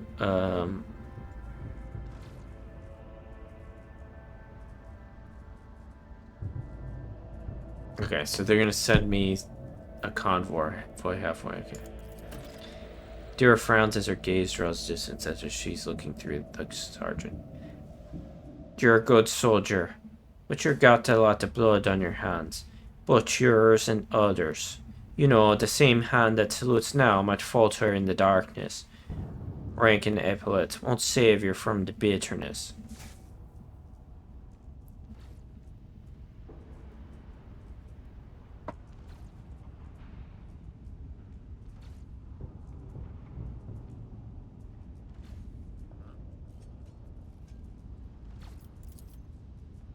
Oh, my lady. But I can't get my head around these fancy words you're saying. I've seen plenty of blood, but trust me, I'll fight to my last drop. Man, this guy... What tech priest? Very important person from the Adeptus Mechanicus arrived on the last shuttle before they locked down the sky. He kept on asking whether anyone by the name of Amaranth or Amaranth or something like that had recently arrived. Barely answered any of our questions though, so he was under no obligation to tell us anything. He demanded to talk to the governor personally, so I have to send a quarter of my troops in to keep him at bay.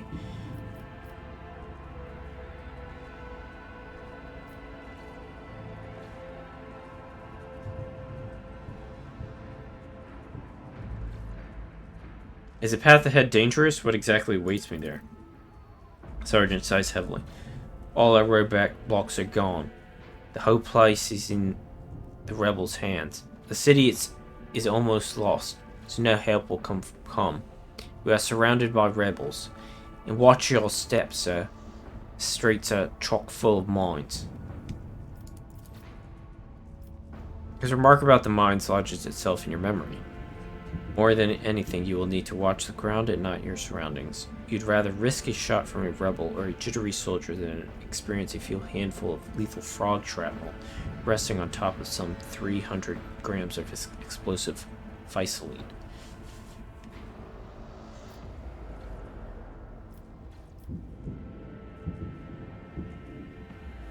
You're a good soldier, Malgar. I will see that your heroism is noted. Sergeant blushes slightly. I live to serve. Another explosion interrupts that sergeant's words. With a sigh of relief, he returns to his soldiers and spits out a booming series of commands. On your travels, you will hear many rumors. Okay. Okay, cool. So I get this. Let me see here. Rumors.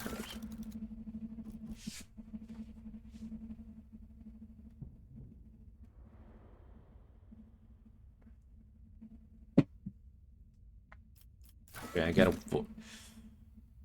According to the satellites, one of the unidentified void ships circling the nearby star has landed on a large uninhabited world in the system. Okay.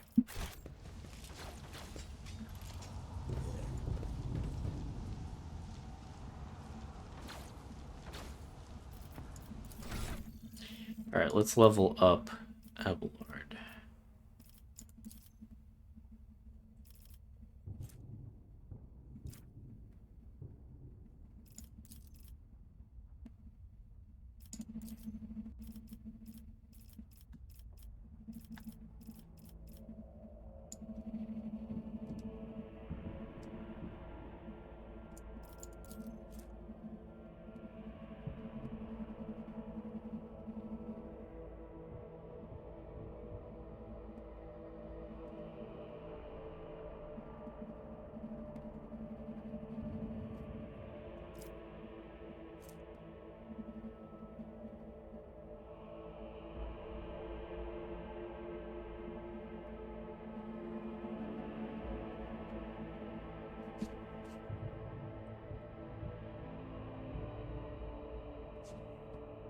What are the negative effects of... What? Melee superiority? I don't know, dude.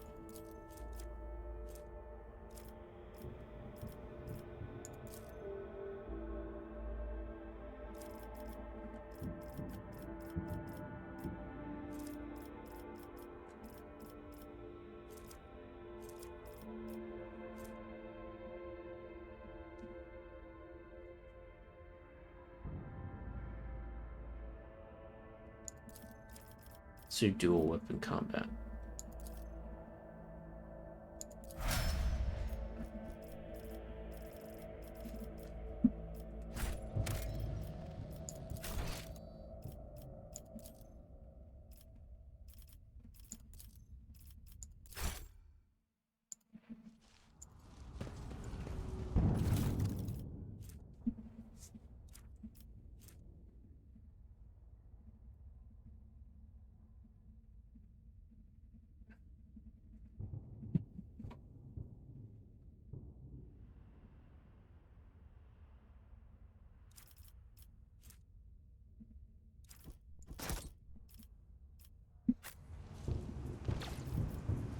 Powers unseen uncover my path.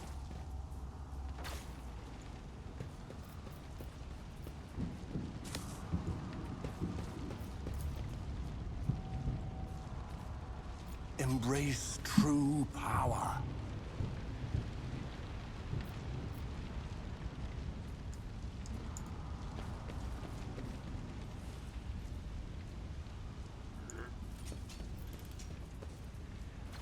The world trembles beneath my feet.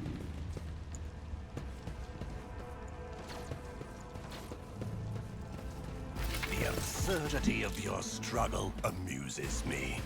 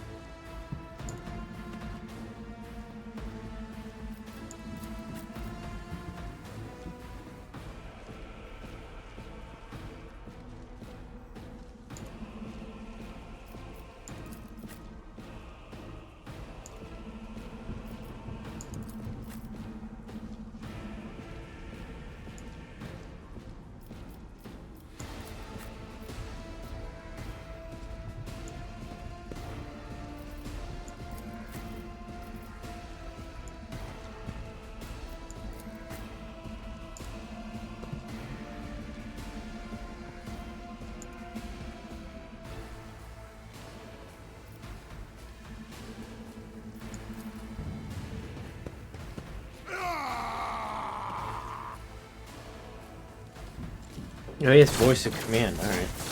Dang.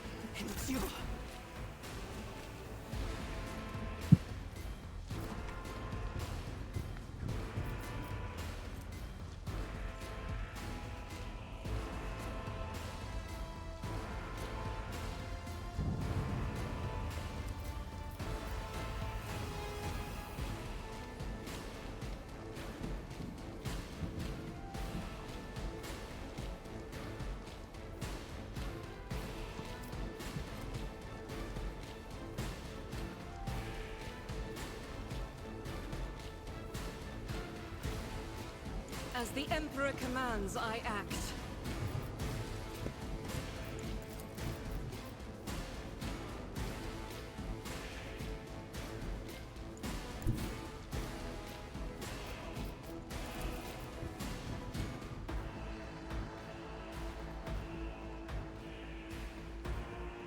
The enemies of the Emperor will be undone.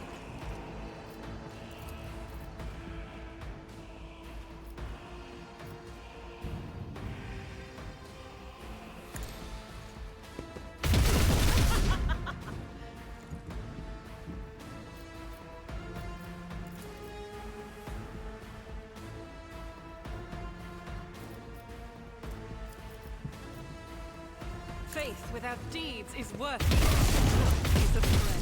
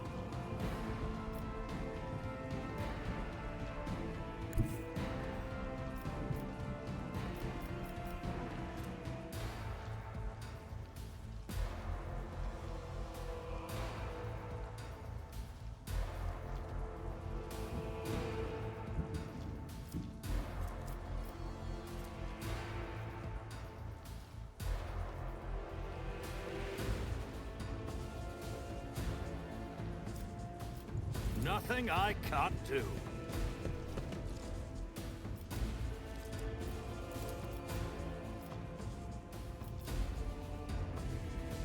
Not a problem to me. Nothing of value has been lost!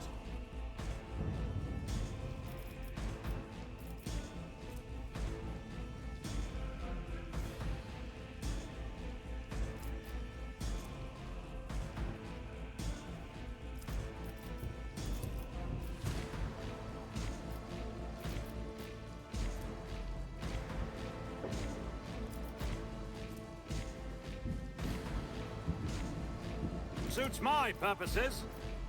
Not my specialty. Absolutely not.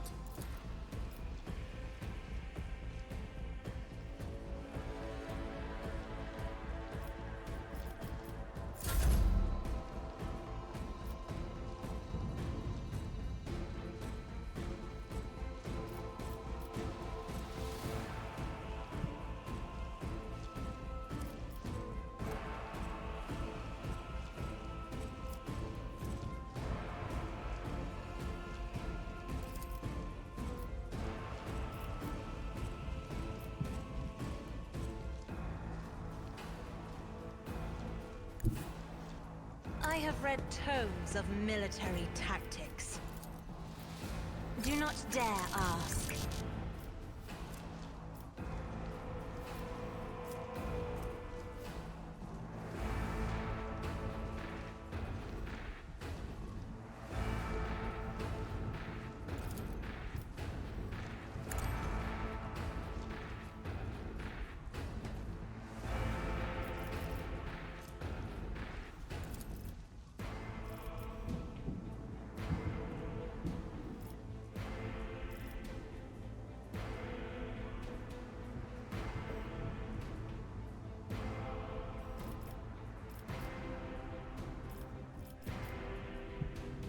I am a navigator, not a servitor.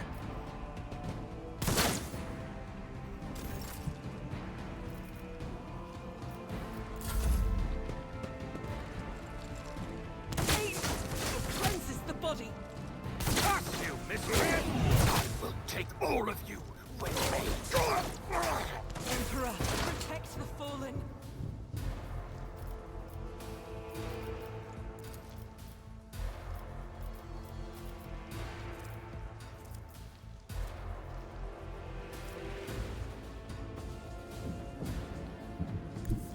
Tried and tested tactics are the best ones. I will do my duty. It will be done.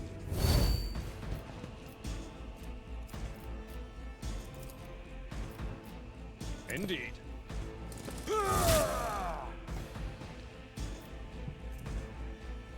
At your beck and call.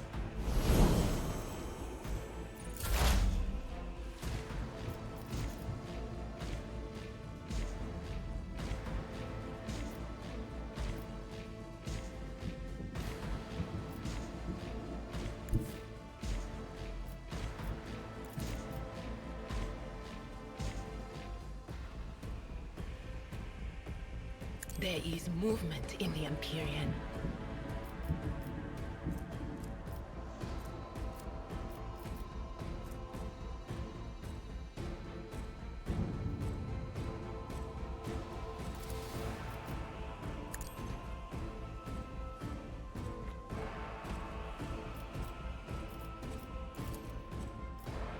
On it.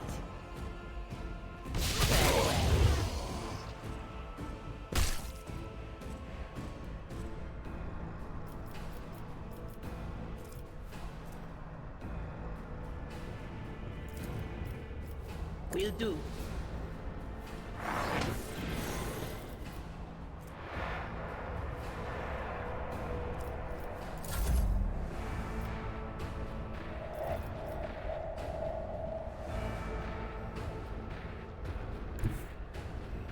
Ravage and conquer.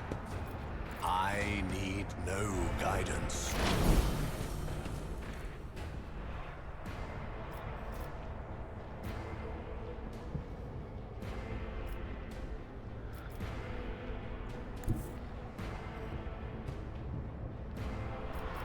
That is not the Emperor's will.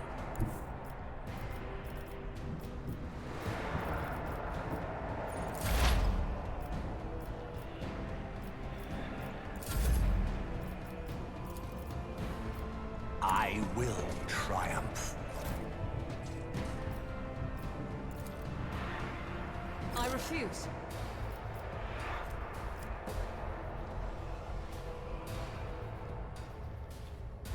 This is unacceptable.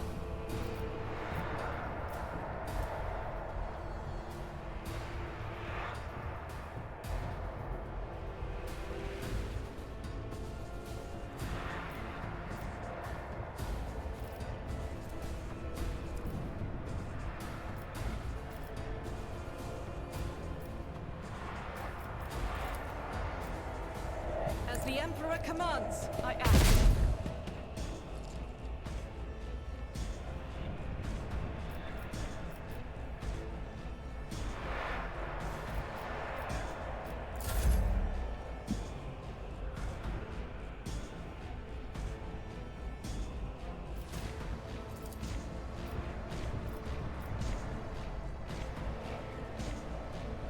Ruin beckons.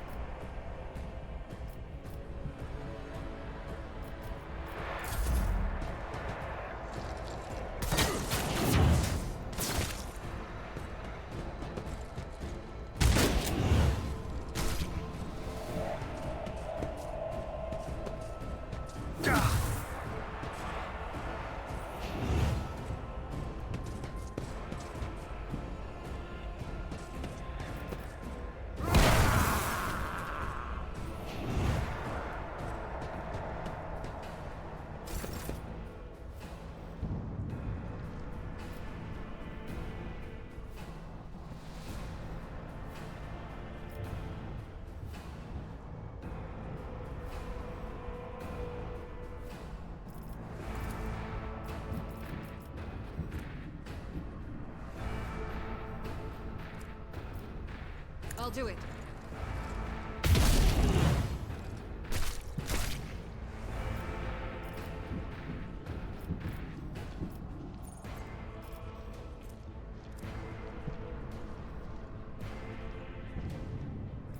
In thy light I stand, and thy light I crave.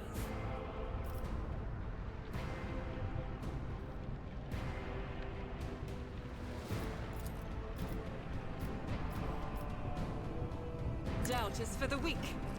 This is why I was chosen. I'll do it.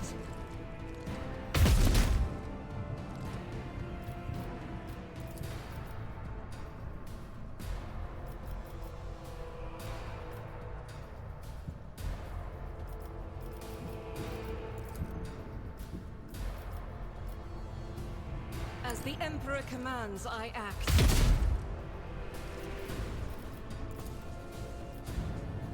I'll do it.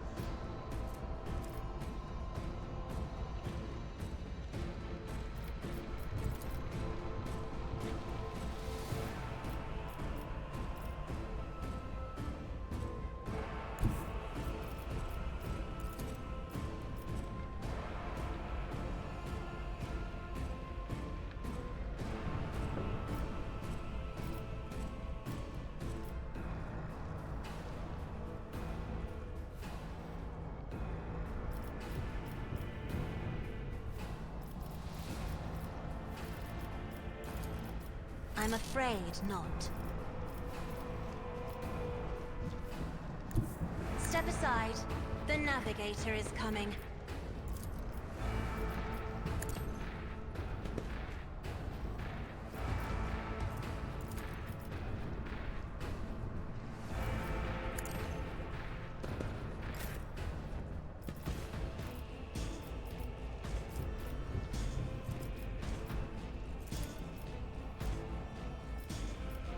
One step closer.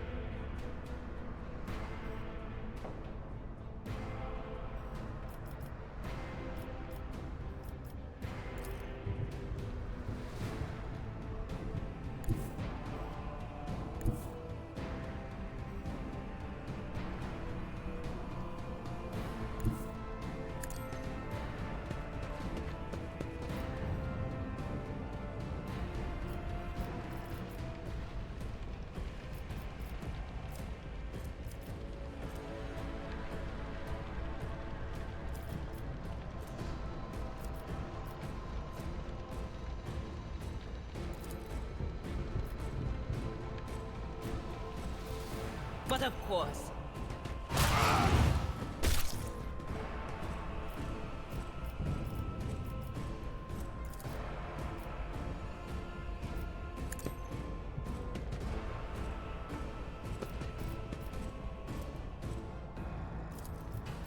Will do.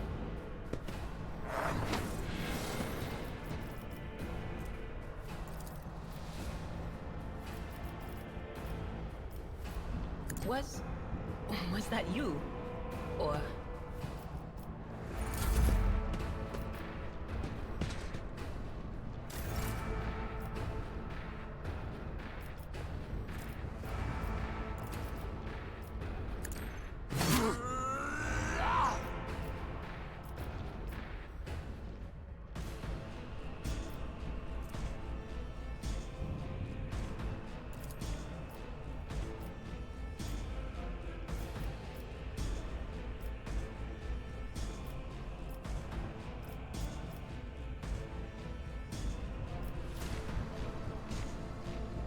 purpose guides me.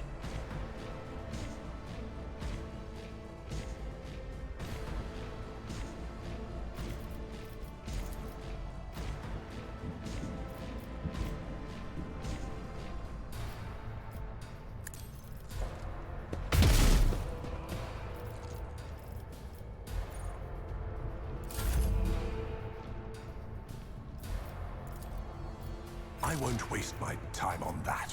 I will not stoop to this. I will triumph.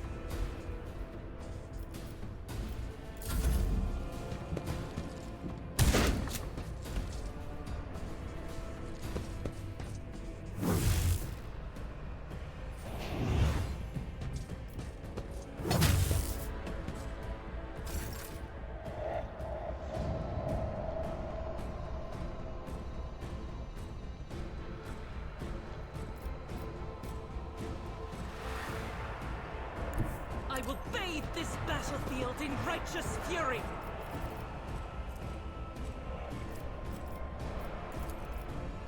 Faith without deed eradicated.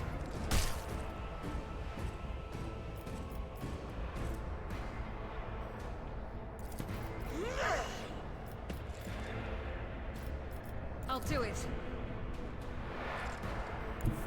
God Emperor, move through me. Be the fire in my heart.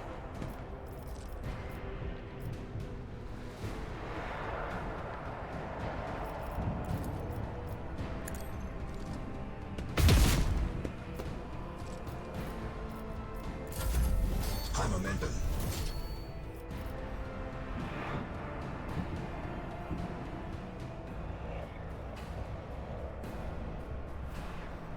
Emperor, give me strength.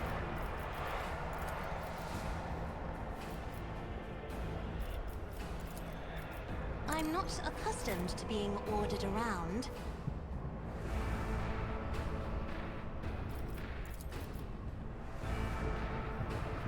It will be done.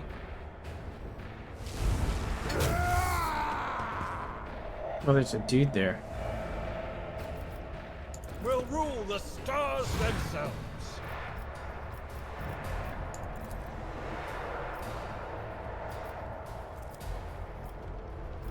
I will do my duty. That's not the Seneschal's job.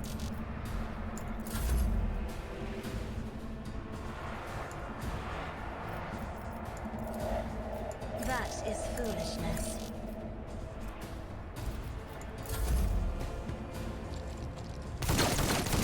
Go into the Emperor's light, for I am his chosen. Injury is not an excuse to shirk one's duty. Indeed.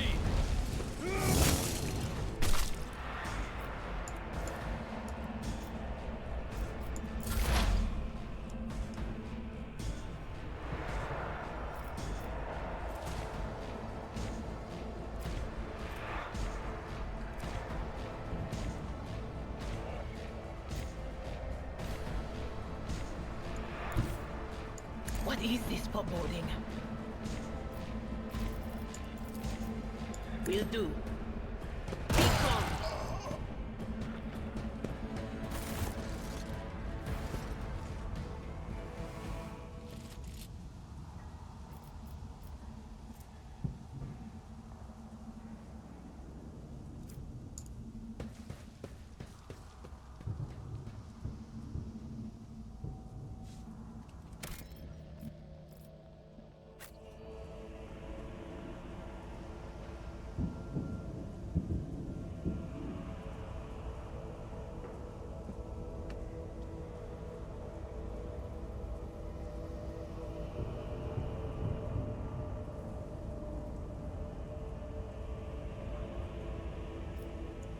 I woke up with a feeling of wonder, as if a field of flowers was blossoming nearby.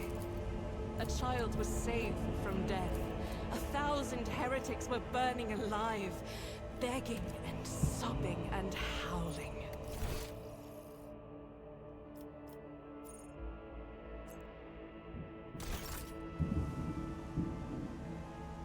Great.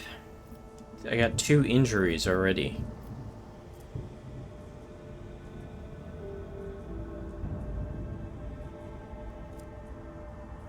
Alright, whatever. Alright, I think I'm gonna end it there. We'll continue next time.